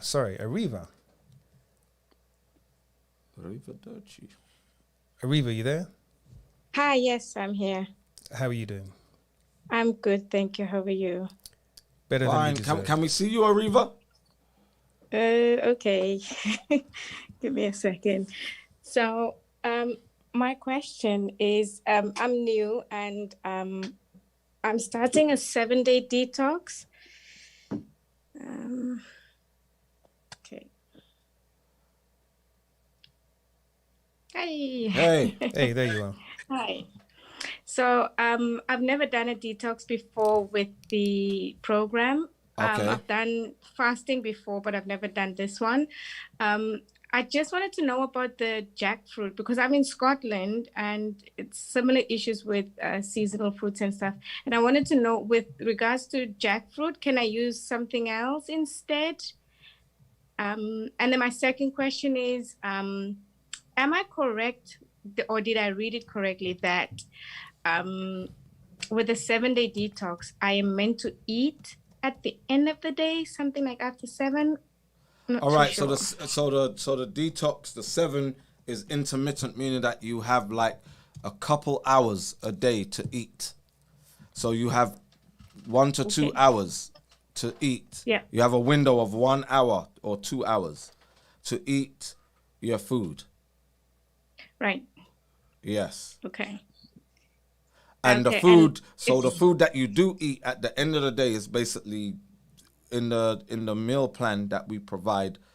You see what foods that you can eat. So it's a restricted diet. Yeah. Yeah. And it has jackfruit quite a bit in it. And that's why I was wondering, if I don't get jackfruit, I mean, I think I can get it in a tin, but if I don't get fresh, is there something else I can take instead?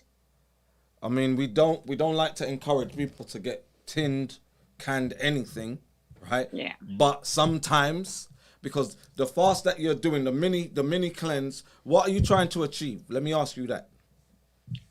Oof.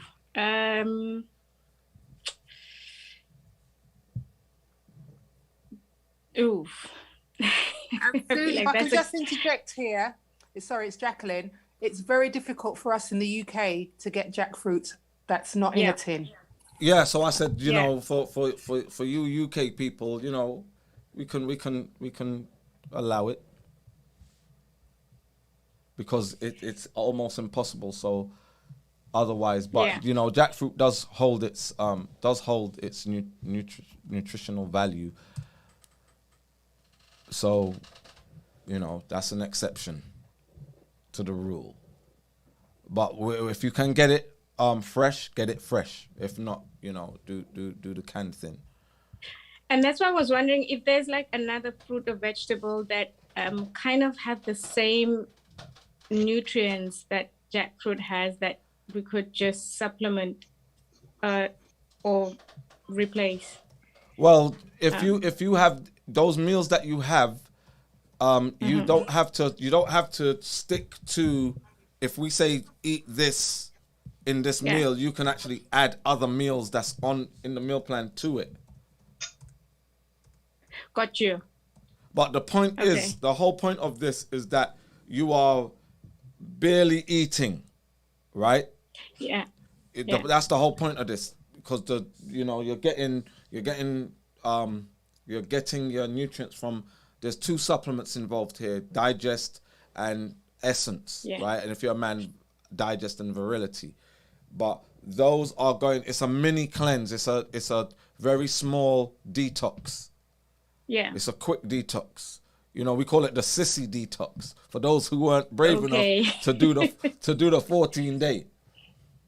But there is. I was gonna say that breadfruit. I know you can get fresh breadfruit in the UK though. I know you can. In London, not in Scotland. In Scotland, it's why are you in Scotland? We have this conversation every so often. All right, what about haggis? Haggis is pure meat. It's like 10 different types of meat. I know, haggis is the worst. Yeah. Plantains, green and semi-ripe plantains. Plantains, yes. Yeah, plantains, I cook with plantains. Sometimes I want there's something to chew in it. I put in some plantains. I don't overcook it. All right. Okay. Yeah. Okay. That all works. Okay, cool. I'll do that because I can get that at the halal shop in abundance. So that's cool. Yeah. All right. Good. And get green bananas and. Which part of Scotland are you in? Edinburgh. Yeah, so you're in Scotland. If you were in Glasgow, you'd be on the border. You might want to seriously go online and Google to see where you can get breadfruit, even jackfruit. But more likely, because in the UK, Jacqueline is right. You're not going to get much. Yeah. Jackfruit is hard to keep for too long. Even in the farmer's market, it's when they have them on that platform. I'm sure there's some guys in Nottingham or something like that, right in the middle, who they get that and they could ship it. Yeah. They can ship it to you. So again, Mikey was right. Google or Amazon it, right? Jackfruit near me, breadfruit near me. I mean, not even near you, just in the UK. There are Jamaicans in Scotland, Glasgow, Leeds. Yeah. I know. I've been to patty shop in Leeds. The thing with delivery, especially fresh fruit, like I've tried to get aloe vera because I use aloe vera quite a lot on my skin and hair and all of that. It always get damaged. Not that bad. It still goes to the. All right. So aloe vera, if you have burns or anything like that, temporarily for skin use, aloe vera weakens the uterus. So a lot of women who use aloe vera and ingest it and whatnot, they have. When they try to carry a child, they always, either it's premature or miscarry. Wow. Okay. Geez, this is news. Okay. So coconut oil for your skin. Hemp seed oil for your skin. Shea. Okay. Jojoba. Okay. And shea butter. Yeah. Okay, cool. Thank you. I do use the shea butter quite a lot. Okay. Thank you so much. I'll be back again and I'll let you guys know how it went. Thank you, Eva. What's the weather like in Edinburgh? Oh, it's been gloomy. Really? That's surprising. Gloomy. And you need D3. You need D3. Oh, actually, I have a question about that. Yes. I do have a question about that. So I've been taking vitamin B12 shots. As in injections, and I heard you talking earlier about vitamins. So, is it methyl or Cali? Do you know? Do you have the shots? What's the name? If you look at it, there's one or two names. It's either methyl or Cal. Do you have it there? You take it every 3 months or something, right? Hello? Oh, you're gone. We've lost your sound. Okay. I thought she's saying shh. I thought some guy's going to walk in there with a shotgun or something. Oh, sorry. I'm back. Can you hear me? Yes, can hear you now. The B12 you're taking, do you know what type it is? I don't, but I get it from the pharmacy. It's an injection. Yeah, so you go to the pharmacy for them to inject you? Yeah. Okay, with the vitamin B12 shot. Yeah. So it's not the tablets or anything. The reason I'm asking is because you have the methylcobalamin and then you have the cyanocobalamin, right? The methyl is better for you than the cyanocobalamin because the cyanocobalamin is synthetic and it can cause other problems. So you take B12 shots and for 3 months you're having diarrhea and all kinds of joint problems and muscle problems, spasms, breakouts, swollen tongue, So that's why I was asking what type you take. The best place to get B12 is from your food. So you need to eat, Yeah. dark, Food rich in cobalt. right? Yeah, dark leafy greens. Okay. If you have an acute problem, they may give you the shots, but I think it's really just a lazy way of doing it. I've been in the same position. You can get oral methylcobalamin, which is more bioavailable, and you're not going to overdose on it. Your body will use what it uses and just gets rid of the rest. And we also have Olympian. We have a supplement called Olympian. Ah, there you go. Which is, high in cobalt and cobalamin. But cobalamin is actually what how your liver synthesizes cobalt. Bioavailable cobalt gets synthesized into cobalamin, which is B12. Okay. All right. Thank you so much. Thank you, Vera. Appreciate Thank you. it. Cheers. Take care. Take care. All right, I had two Michelles. I got the feeling it's the same Michelle. Sometimes Michelle's on a laptop and she's on a phone and then a pad. I changed devices. Okay, there you go. How you doing, Michelle? Hi. Actually, I raised my hand because my aunt has a question. So I'm raising my hand actually for Jacqueline. But actually, I do have one short question. So, is there anything, any type of detox or anything that an 8.5-year-old can do? I mean, if you can get them. My daughter, she's been doing it. Her dad has done it. Her brother has done it. She's like, she wants to do it. That's cute. Oh, lovely children. Yeah. I would more recommend either the 7 or the 30, and it depends on what. And it's hard to ask an 8.5-year-old. What are you trying to achieve? Right. What are your goals? Yeah. She doesn't have any issues. She's in dance and she does netball and all that. But I think she just wants something to do. So I give her our because we're literally fasting. So I know she can't fast, but I give her the supplements and stuff. So I'll have to think of something because I was like, I'll ask the question. Yeah, she can intermittently fast, but because children have such high metabolisms, right? Normally, because there are some, the obesity amongst children now is becoming another thing, right? But if she's athletic and her metabolism is up, just make sure she's not eating any estrogenic or too starchy foods and all that, so that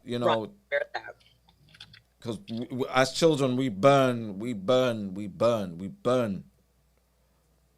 practically everything that we put in our systems, we burn it up. But as long as she's eating healthily, so just make sure that she's got a very highly disciplined diet. That's it. And she can take the supplements because they are food. Right, I do. I line them up and she gets supplements too, so. Right. Okay, Auntie, I think Auntie Jackie has a question. And this actually is Ingrid's sister, FYI. Okay. Hello, Ingrid's sister. I'm Jacqueline. I have a name. Hi, Jacqueline. Good evening, everybody. Today's session has been very, very enlightening to me. But I have a few questions. To start that Pancreagen, the one that Ingrid is on, kidney detox. You need to fast first. When you're doing any, if you have an issue, we recommend that in order for you to benefit, you have to abstain from certain foods. Now, a fast where you're not eating anything is always a good start. We recommend it, but it's not compulsory, right? That you start with abstaining so that you get rid of extra toxins out of the body and you give your digestive system a reset where good bacteria have a way of accumulating, so that when you do start eating again and you're eating healthily, your good bacteria is going to help to break down substances and provide you with the bioavailability of your nutrients. So we always, we like, if somebody has a chronic issue, fasting is always a good start. A detox is always a good start. Abstaining from foods that you would normally eat. And in fact, after, we don't want anybody going back to what caused their issue, to be, re-upping on bad foods. Okay, because I do have the pancreagen and the kidney detox, and I have something called Essence.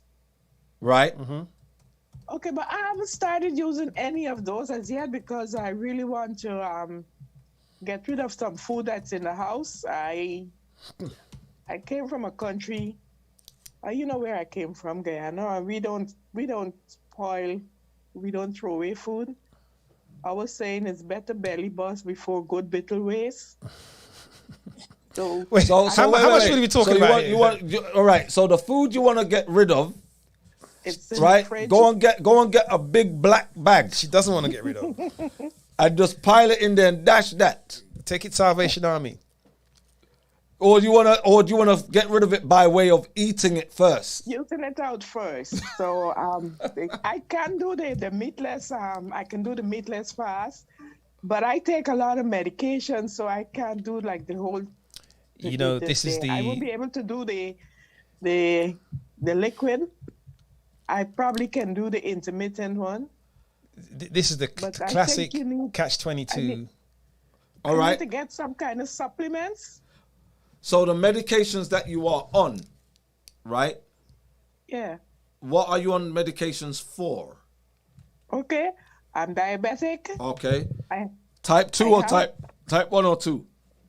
Type 2. Okay. I have ACKD.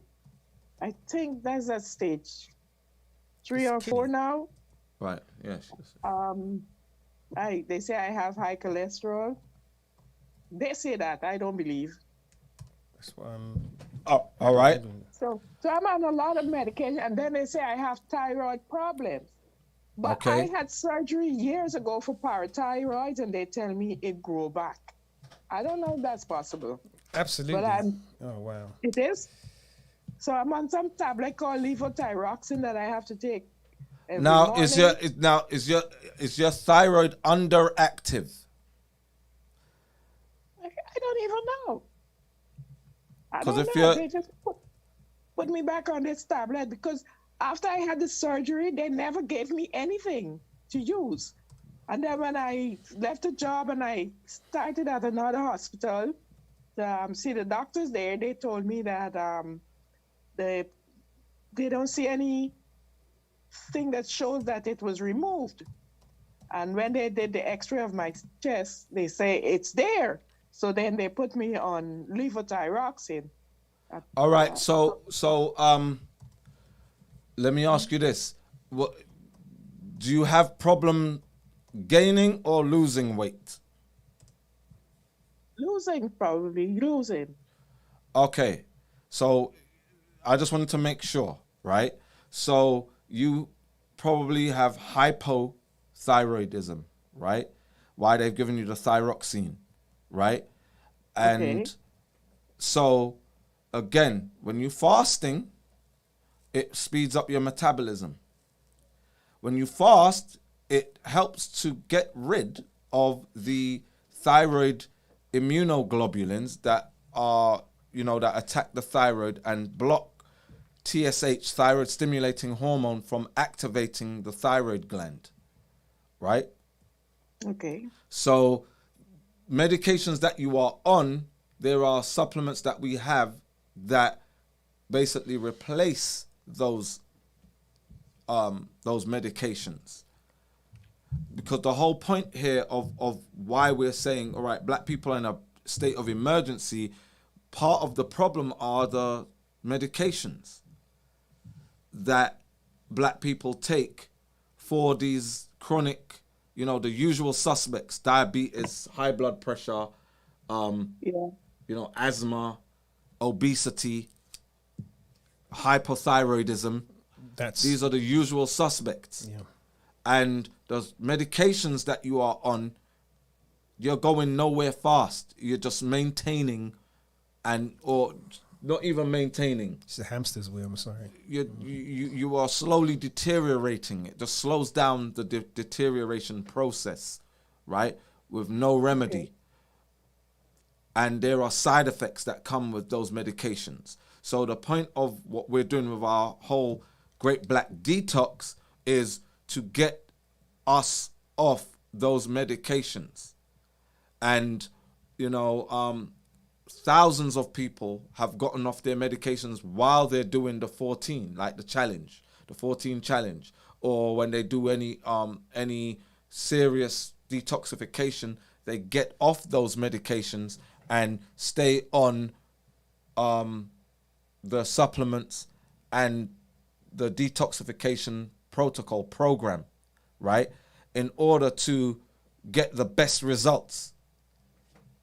All right. So the 14-day, what you do is get the 14-day and add the pancreatin and add the kidney RX. And you said, and we actually do have, even though Essence does take care of this somewhat, we have a supplement called Thyroid RX as well. But we're going to be releasing that. We did send it out to a couple of people over the last week, but we have a supplement specifically for hypothyroidism, right?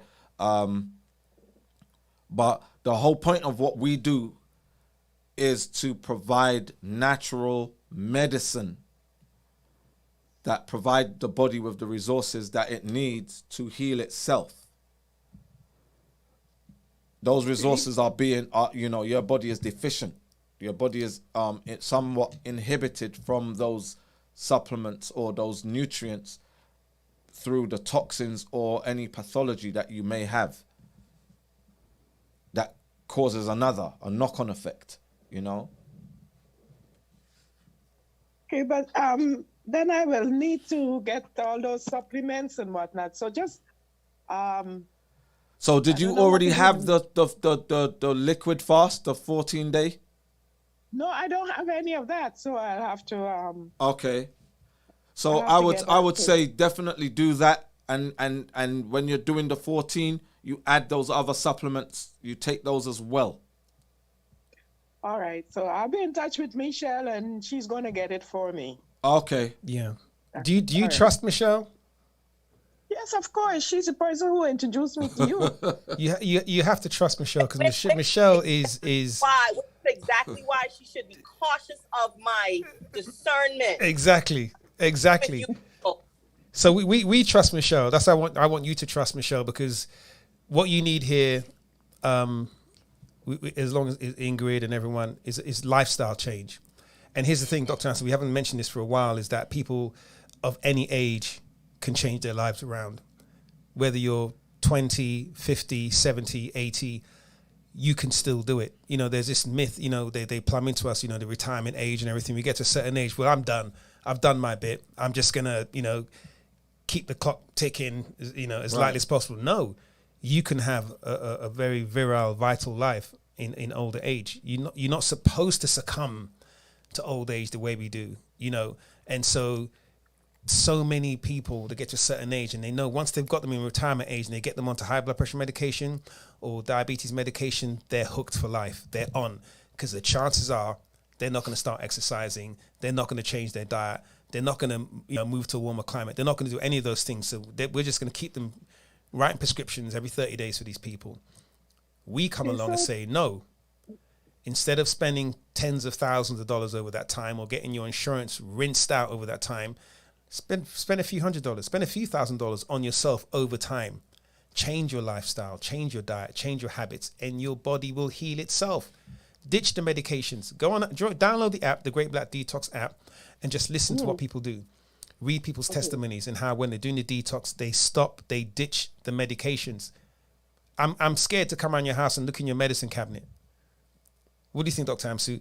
I remember when I was growing up, I used to go to certain people's houses, and you know, you go to the toilet, you know, you're nosy, you just open the little cabinet. No, yeah, I don't know nothing about that. Yeah, you did. I don't go and look in big people's. I'm looking for soap, and you open the cabinet, and there's just row upon row of bottles and there's that aroma, that hospital smell comes out. No. I learned from an early age to not look in big people's things. You think I believe that for a second? What are you talking about? Jacqueline's on here now. She'll tell me. She will tell you. If it didn't concern me. My medication is not in the cabinet, because if it's in the cabinet, then it wouldn't get taken. Oh. Where do you have yours? In your bag? If I could show you, but then you'll see the condition of my house. It's okay. We're not judging. Oh my God, look at that. There was a. I remember watching a documentary about how many medications Americans are on. Yes. And you had all these people and they had it laid out on the table. Listen. And it was like rows of the stuff. Rows. That's what I have. Okay, but back to this thing now. The meal plan. Is it kidney friendly? Because I was looking at something from the Fresnia's Kidney Care, and I downloaded some recipes, and they're telling you could eat eggs and a lot of things that I was told I shouldn't be eating. Look, the food, agriculture and pharmaceutical industry, they work hand in hand. So they will tell you, like the American Heart Association, the amount of food that's bad for your heart that they tell you, no, it's okay if you eat this. No, that's part of the problem. They want you to stay on the medications. That's why they'll say, no, eat eggs, eat these things, eat a bit of chicken. Yeah, and cheese. And cheese. These are the problems. This is the problem. You shouldn't even eat cheese with diabetes. Right.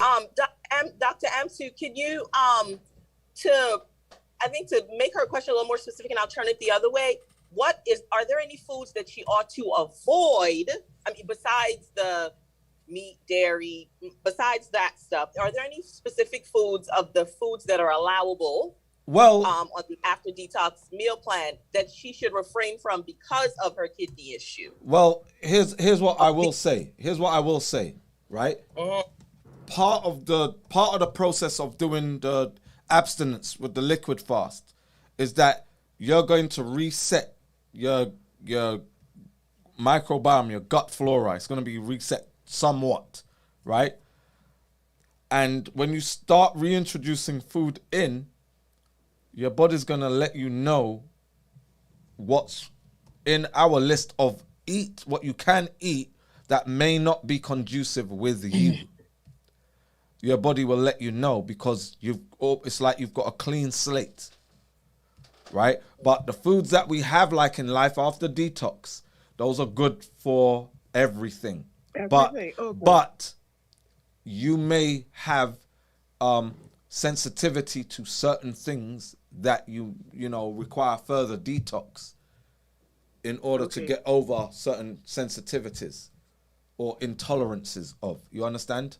So yes. So it's a trial and error. So from the list of foods that we say, yes, eat these things, that's where you're gonna find out, all right, what out of these are best for my kidneys, that I'm getting best results.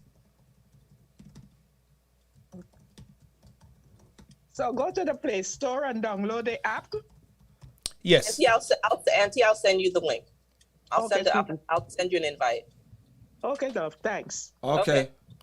And I'll get with you about the other stuff. Thank you, gentlemen. Thank you, Michelle. Thank you, Michelle. Thank you.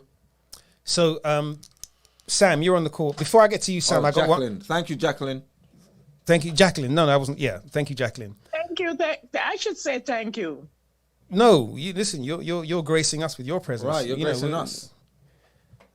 All right. Before I get to you, Sam, there was a question in the chat I was trying to get to. It was from Lorene. Lorene was asking about water filtration systems. What's the best ones to get in the UK? So, Lorene, honestly, we don't know. So these are the questions we pose into the app, into the Great Black Detox app, and there's a Brit fan. We ask the question, and what I do, and I'll do it even right now, I Google-matize things, and honestly, that's the best thing to do because these things change all the time. UK, right? Which part of the UK? Oh God, you're on the IG. I'm talking to you. You're on the IG. You won't even answer. So really, this comes down to how much you want to spend, right? There are some different. Yeah, it's been up there. Yeah, talking about remortgage the garage.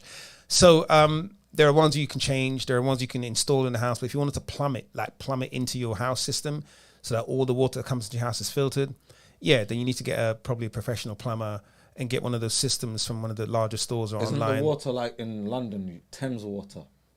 Thames. it's like Tarjay. But yeah, you can Thames spend water thousands is on disgusting. a water filtration system for the house. You can buy water filtration systems for the kitchen.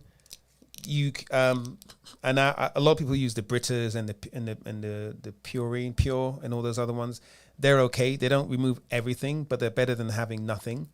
You can get a distiller. Now, what we recommend is that if you're going to spend thousands of dollars, you're better off getting a distiller, because with distilled water, if you need to add any I mineral, think she's asking about the plumbed one that like what you shower in.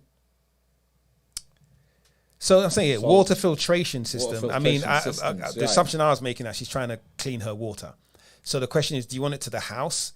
You can spend thousands of pounds getting something at 2,000 plumbed into the house, or you can get a water filtration system, a distiller or something that you can have in the kitchen, that rather than using just ionizing, a distiller uses heat and separates H2O from all the other particles, and then you change that filter every 90 days or whatever. That's what we use here. We use that industrially, and we use that in our office as well.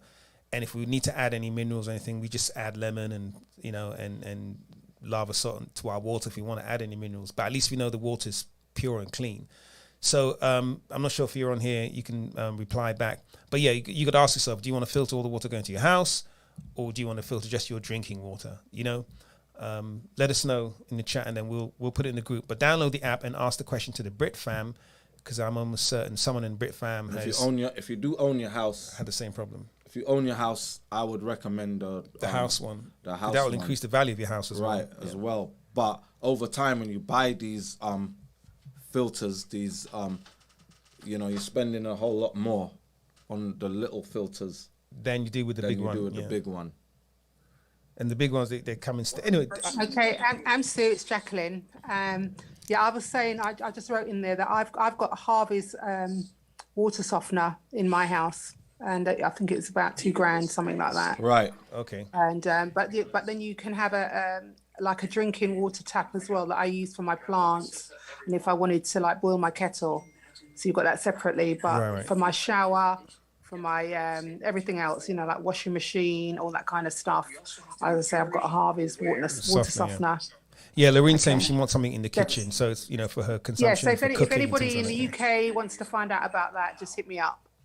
All right, you hear that, Lorraine? Hit up Jacqueline in the UK, in Brit fam in the app. Thank you, Jacqueline. Thank you, Lorraine, for asking that. So Sam, I had your hand came up again. Do you have another question? Hi, yes. I just wanted to ask you a few things about food. You guys were talking about green banana, but in the UK, you don't have the green bananas with seeds. So, I haven't found any. Is it still okay to have them? Nah, man. No. You know what? That's crazy, because the last time I had green banana, I used to hate green banana when I was living in the UK, but the last time I had green banana, it was blatant black seeds. If you don't see them black seeds in it, then nah. And I'm sure there has to be somewhere where you can still get proper green banana. Yeah. Where are you based? I'm in East. Oh, yeah, East. Right. Yeah. Can't help you if you're in East. Yeah, you're right. No, because the green bananas, you want the what they call the Jamaican green bananas. Yeah. I don't know. I don't know what else it's called. It's called Jamaican green bananas, and you'll have the shop. I'm trying to think. How far east are you? I thought that East London was inundated with markets where you can get. Near Hackney. Yeah, I'm not far, but there is. But I've not. Okay, can you get them in Hackney? Yeah, you should be able to. Well, you used to be able to. That's where a lot of people used to shop east, because you could get better food. Right, yeah. As far as I I mean, you remember. can get green Near the bananas. docks. Like, I never knew that green bananas had seeds until you guys said it. And that was when I took a trip to Jamaica and I was crunching on seeds in the green banana. Then I understood what you guys were talking about. These green bananas here, I've never, ever found a green banana with seeds. Yeah, you want the And I green go banana to like, quite short. They're not the big, they're smaller. I don't know how to describe. They're not big like the massive green bananas. They're smaller and they've got seeds. And look,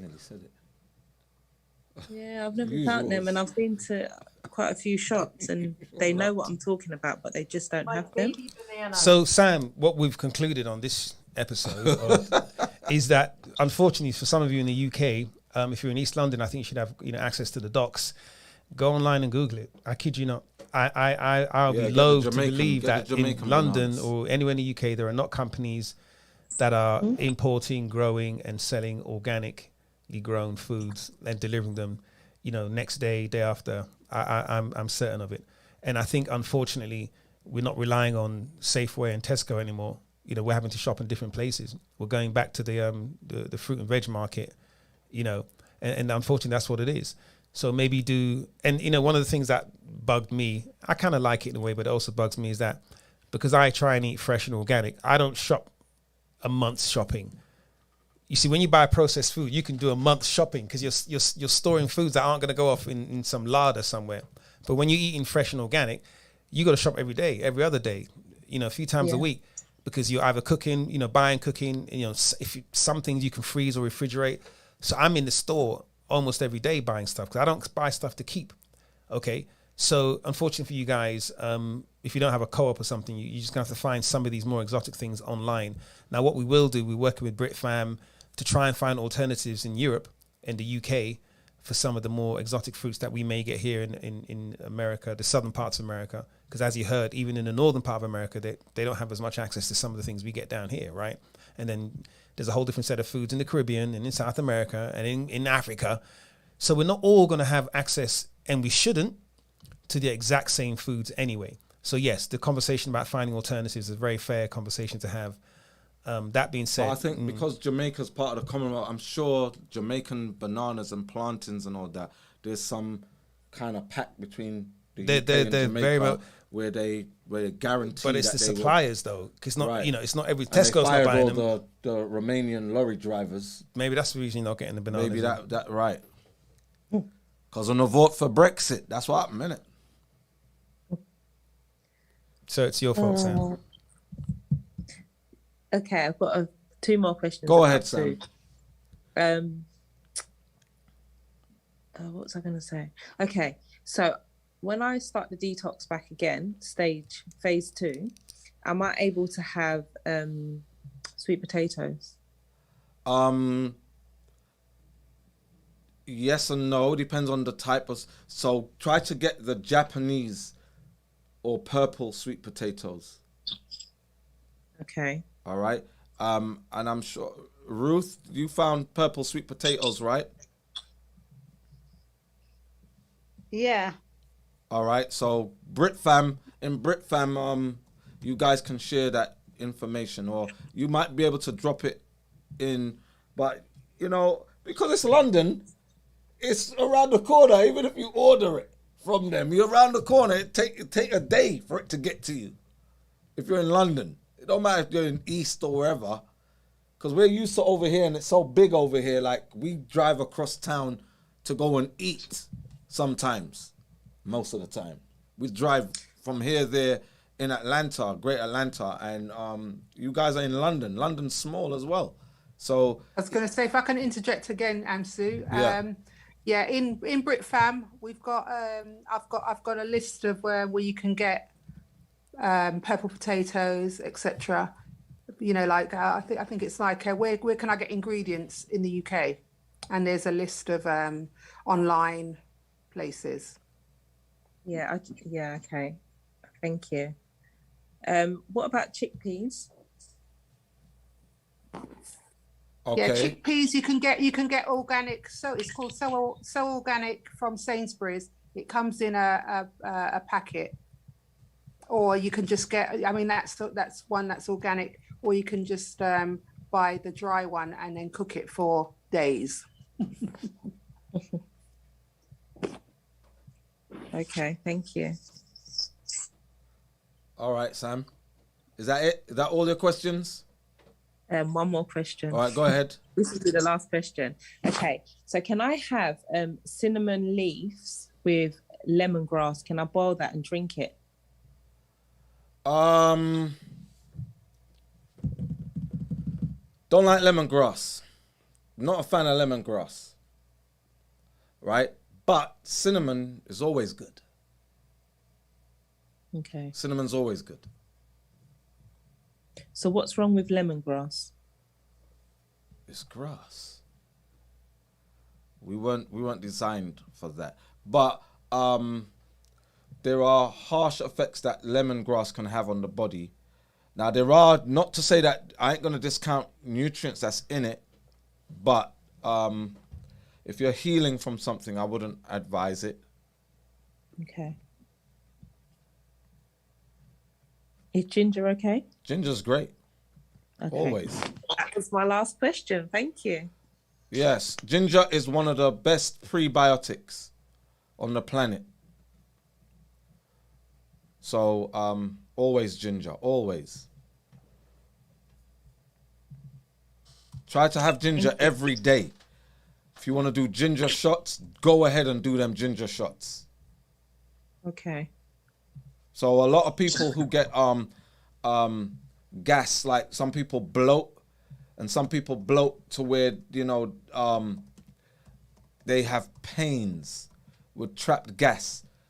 I always say drink some, boil some ginger and have some, you know, whatever, and then, you know, you just let it all out. Sorry, I had one more question. All right, go ahead, Sam. While we're here. Sorry, what peas is there any peas that I can eat?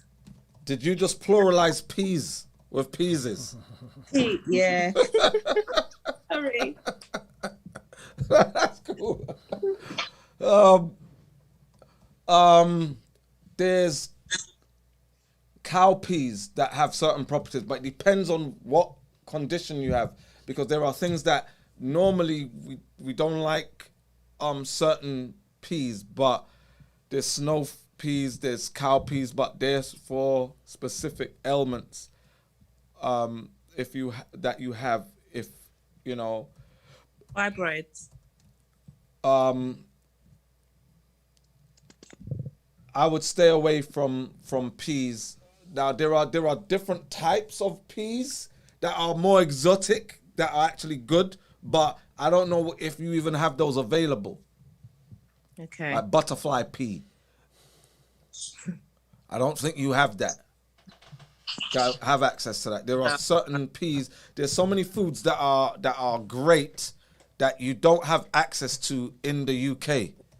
That, you know, if you're like in Costa Rica, or if you're in like Belize or Jamaica or whatever in the Caribbean, there's a plethora of types of peas that are indigenous, that are fortified with so many nutrients and all that. But when you start buying certain peas that are hybridized,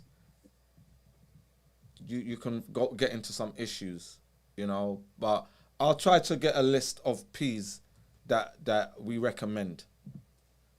Yeah, that'd be great. I travel to the Caribbean quite a lot, so yeah, let me know. That'd be great. Yeah. Thank you. All right, you're welcome. Do we have people follow? Oh, I'm on the second page. Dr. Keela. Hi. Good evening, everybody. Just a quick thing. I didn't have a question, but I noticed a lot of you were asking about where to get certain tropical fruits. So if you look in the chat, if you're in the UK, there's Fruits and Roots UK, and in the States, in the US, it's Fruits and Roots. So that should help. They may not have everything you're looking for, but they have many things. And then the other one is for certain other things. I think it's Purple Moss Paradise. They have a lot of the peppers, like bird pepper and things like that. Right. That's all I wanted to say. All Oh, right. biopsy negative. Thank you. All right, excellent. And Congratulations, good. also, absolutely, we were gonna approach you. We were gonna call you about that, but you sent us an email, so that's great. Minds think alike. So absolutely, we're gonna you're in. Okay, thank you, sir. And I also wanted to let you know that the surgeon, she said everything shrunk. I told her what I've been taking, and she was like, just keep it up because it's working. All right, excellent. Dr. Keela, always a pleasure. Thank you for that. Thank you, Keela. And last but not least, guess who it is? Always late, always the last person. I think she alternates with Ruth, innit? She alternates. I think they have a little backdoor conversation, a little side group. Right, who's gonna ask the questions last this week? Come on, Amana, let's go. Oh, don't. Right, it's not Amana this time. It's Oh, even worse. Even worse. What I'm Here he going to is. do is, first of all, I'm going to say thank you very much, Dr. Amsu. All right. Mr. Breaks, you're doing a marvelous job there, giving us all your knowledge and letting us be aware of obviously what we're going to eat and what we should eat and the detox and all that. So thank you very much for that. I like to say. All right. Thank you. You're welcome, sir. What I want to say is, as I'm getting older, I'm reaching your big old 50 this month, this year. And what I want to say is, I was watching a foot the other day, and my team scored a good goal, so I jumped up. And as I jumped up, my back I've heard something. It's kind of gone creep a little bit. Serve you right. First of all, let me just throw that out there. Serve you right. So what I want to ask you is, what kind of foods can I eat that's going to help me back or my bones and stuff like that? What kind of food can I eat? Well, I can tell you about a supplement that we have called Joint RX, which is for things like twinges and inflammation that's caused by sudden movements, right? That you need to get. Again, you want to cut starches out of your diet. Right. Starches. Okay, but Amstu, let me just jump in there real quick. What I want to say is I'm going to start one of your detoxes, but in order, would you say do that detox there first? Because I don't want to do the sissy detox. I'm going to do a 14-day one. I'm going to do a proper one. Yes. Do the 14, which is anti-inflammatory, and add the Joint RX to it. Okay, I hear that. So do the anti-inflammatory first. No. And join the RX to it as well. Right. So do the 14 and also have your Joint RX. So you're taking all the supplements of the 14, but you've also included Joint RX to that fray. Right. Okay. What about the other one to get me performance up in bed and all that? What about that one? I'm gonna do that one as well because just add deep vein as well, because virility is already in there. Will already be part of it. Yeah. Virility is one of the supplements. So it's free. So what you're saying? Let me get this straight, because obviously it's a lot of money. Obviously, but I'm prepared to pay for it because it's my health. But you saying I should do 3 detoxes at the same time in order to get best results? All right.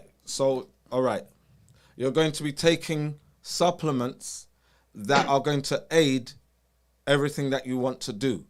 Now, the Detox 14 is going to be great for you for all of those things because it's anti-inflammatory on both your joints and on your your bones and muscles, but also in your cardiovascular system, right? Your circulatory system, right? Which is part of the greatest problem with erectile dysfunction. And I'm not saying that you have erectile dysfunction. I didn't say that. Come on, I know. And I'm saying that you didn't say that, but you said your performance, right? Performance, libido, that kind of stuff, right? 2 hours. So, and I know you can't say that with a straight face, but anyways, with your cardiovascular system, it plays a major part in performance. All right. So add those, but you continue with the supplements and you don't go back to those starchy high fat foods. Yeah, I'm with you with that. I'm with you that because obviously after the detox is really important what we put in our bodies after the detox itself. So Right. I'm trying to eat a little bit. I like my white rice and all that. I'm not gonna sing it away or nothing like that. So I'm gonna finish that one. I got about half a kilo left. I'm gonna have Half a a bit kilo? No, man. No. Dash that. I can't Dash the sing white that away. rice. No, Get no, some. no, no. Get There's some been- wild there's- rice. Absolutely, there's hungry people out there. I can't just sing that away. I'm gonna have to eat it. So what I'm saying is, once I finish eating that, then I'm gonna have the detox. All right. Or you can just Right, telling donate that people white bring rice to away those food hungry is people. absolutely How about not a that? good thing because there's starving children out there and they don't Give it. Donate Give it. the- To, give the food donate away. it. Donate your rice to a cause. You know, about a couple Okay, years all ago, I did a function and there was a barbecue, and at the end they were giving out all this food, right? And so I had all my equipment, and I literally had maybe 6 takeaway things of barbecue stuff. It was all kind of, you know what I'm saying? Right. I couldn't throw it away, so I was at a Kroger, and there's some guys outside. I said, "Hey, listen, any guys want some burgers or whatever?" They go, "Yeah, we'll take them," and I gave it away because I get the feeling. It's really bad and hard to throw food away, but you can give it away. Mr. Bray, I've got an idea as well. When I come out to the traffic lights, because you know what, in Atlanta, when you come out to traffic lights, Any you get them traffic light. geezers come around you. I know what you're talking and about. They've got a little placard saying, "I'm hungry. I want something, anything." I'll give them a little rice, wouldn't I? Yeah, don't give them unboiled rice. Oh, you're That's gonna give kinda- them unboiled rice. No, We're gonna give them hard rice. We're gonna I'm cook gonna the boil rice. it first. I might put a little bit. Where will they cook the rice, Desi? You give them a rice and a pot, a gallon of water, and a gas burner. Tell them, take this. No, but listen, get wild rice because look. Yes. Don't if you know you have inflammation and that you don't want to keep on. Rice all the time. Yes, I'm on that. Yeah. You don't want to keep on feeding your body what is not really food. So if it's poison, it's not food. White rice is poison. It's one of the 4 poisons. The basic poisons. White rice is there. So it's not food. It's not waste if you throw it away. Yeah, no, I hear you. I will. I'll take you to that. I'm gonna get rid of that. Amana's on that. She's on the wild rice already. Obviously, as you know, she's a vegan. She doesn't eat no meat or nothing like that. I don't eat no meat myself. The dairy products, I've told her, we've had this conversation. There's always an alternative to the dairy products, like in terms of cheese, yogurt, obviously milk. You can get vanilla almond milk to replace the cow's milk. You can get obviously the dairy-free yogurts, and obviously you can get the vegan cheese as well. And I tell you one thing that we have tried recently. It's called the what's it called? The that cheese that we had in the thing. Oh, nutritional yeast by Bragg's. You've heard of that? That's a Fried rice supplement. No, it's called nutritional yeast. Yeah, we know about it. We don't use it. Yeah. Poison. Nutritional yeast is poison. Don't do it. So say that again. Nutritional yeast, because you look like you was proud of saying. Yeah, we found it. Yeah. Nutritional, it's poison. It's vegan. Dash that. Vegan Not MSG. the yogurt either. And the yogurt as well. No, the yogurt is which yogurt is it? You get? It's the almond yogurt. It's got no dairy in it. I know, but does you it get yogurt out of almond? How does it curdle? have? It's curdled, right? It's Almonds a don't culture. curdle, so if they've curdled it, then there's something in there. It's a bacterial culture, my friend. Oh my goodness!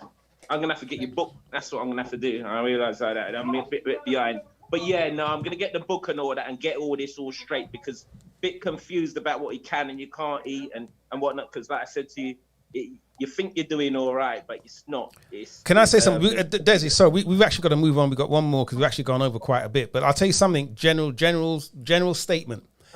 Okay, one of the problems that people have when they're transitioning into the plant-based lifestyle, plant-based diet, is that they try and find substitute for meat. They try and substitute everything they're used to eating. They want a full English. I want a vegan bacon. I want vegan beans. I want vegan toast. I want vegan sausage. I want vegan egg. No, you're moving away from that. Do you know what I'm trying to say to you? It's like, there's some languages, there's no translation for certain words in certain languages. Some things you're just going to have to leave behind.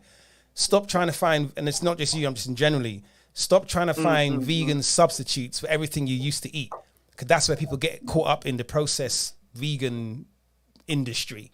Right, Dr. Right, exactly. Desi, listen, we're gonna jump on. Go ahead. You know, no more. Hold on, Desi. No more apples and pears talk. You're from Northwest. I need you to talk like you're from Northwest. All right? You're from London, sir. West London. Thank you very much. No problem. All right, then. Well, thanks a lot. Keep up the good work, and we'll see you soon. All right, mate. All right, good, sir. All right, Edwin, we're gonna close out with you. Okay. I just had a few questions. My doctor, because of my condition, he's like pushing me to get the vaccination, and I want to see like, is there like any alternative or not getting it and still being like, you know, safe? I mean, that's a choice that you have to weigh up, because if you are immunocompromised, right? So here's the thing, though, right? I was watching an interview with one of the guys that is behind the innovation of the mononuclear antibody therapy, right? And he made a profound statement, which is, if you are immunocompromised, meaning your body has a problem producing antibodies, the vaccine is gonna do nothing for you, right? He made a profound statement, and I was waiting for them to take his shit down, like, you can't say that. But they left him alone because they know it's true. If your body cannot produce antibodies, it doesn't matter. You know, if your body has a problem, if you're immunocompromised, right, getting the vaccine is not. Now, let me ask you this. Have you had coronavirus? Have you had COVID? No. All right. And are you immunocompromised? Do you have an issue with your immune system? No, I just, because of my kidney issues, they say. Right, kidney issues. All right. So, have you come into contact with anybody who has had coronavirus? Not that I know of, you know. I know people that had it, but not necessarily they had it at the time I met them, you know. Right. So, I mean, you know, I couldn't even give you an answer to that. I know my blanket answer to everybody is don't do it. But there are some people that may need, you know, people who are high risk of becoming ill, right? Mm-hmm. I ain't gonna give you a blanket answer. That's something that you should do. But you know, there are adverse effects and events that do take place. So, you know, you have to be sure, because you've made it through, and right now we're on the, according to all the experts outside of Fauci, right, and his cronies, everybody else is saying that we're coming to the end of this, you know, the of it being, we've passed the most dangerous phase, and Omicron is a lot weaker, right? Yeah, I heard that. And if you survived through Delta and all that, and remember, when this pandemic first started, and me and Mikey were talking about this yesterday, where we saw footage of Chinese people convulsing and just falling over in the streets, that this coronavirus does this to you, and you know, you're in a hotel room and within a couple of days you're half dead and whatever. We haven't seen that. We haven't witnessed that. There are people where, you know, they've gradually broken down, right? But we went through the Delta variant, which was the most dangerous out of all, because it was still very contagious, but it was still, you know, it was more deadly than the others. But we've gone past Delta. We're in Omicron now, and there was a number of mutations. How many was it? 32 mutations? Something like that. Right? So the virus has mutated. So while Omicron is becoming more prevalent, Delta variant is waning, is diminishing, because the virus itself is mutating. So it's mutating so that it can survive, and we're moving into an endemic where, you know, this particular coronavirus, it's going to be around endlessly, but it's going to be much weaker so that it becomes a seasonal situation. So, so these are things for you to consider and for you to, get your, optimize your immune system naturally, because the best form of immunity is natural. But if you are high risk of becoming ill, that's something that you should consider. Okay. But you've made it this far. Okay. Thank you. All right. Okay. And on that note, yes, before somebody else raises their hand, because pack up, 8 run, o'clock put the music now? on. Listen, guys, great show today, great class, great clinic, great questions, great conversation. Thanks to everyone in the IG. My phone's running out. It's running out. You're about to die. Okay, well, we've gone over time. So listen, thanks for you guys over there. Thanks for you guys over there. Thanks for those on YouTube. Been a great session. Download the app, the Great Black Detox app. Make sure you follow us, hashtag us, and anything you do, anything you post, tag us, and we'll tag you back. We'll follow you back if you follow the right groups. For those of you, we'll see some of you guys on Friday, 5 p.m. for Fibroid Fridays. Last words. Nadira, I'm going to contact you this week, Nadira. I've got a very busy week, but I will be contacting you. Okay, Keela, I'll be contacting Keela too. And yes, thanks for having us. It's been a great session. All right, guys. Listen, Edwin, sending love to you guys. Edwin, Big you up. know where to find us. You got my text. See you guys next week. Peace Take out. care. Friday, I'm Sue. Friday. Yeah, Friday. Yeah, what about Friday? She's correcting me. She's telling us Friday. I'm saying it's Oh, Friday. Friday. Pick Okay. me up. Yeah.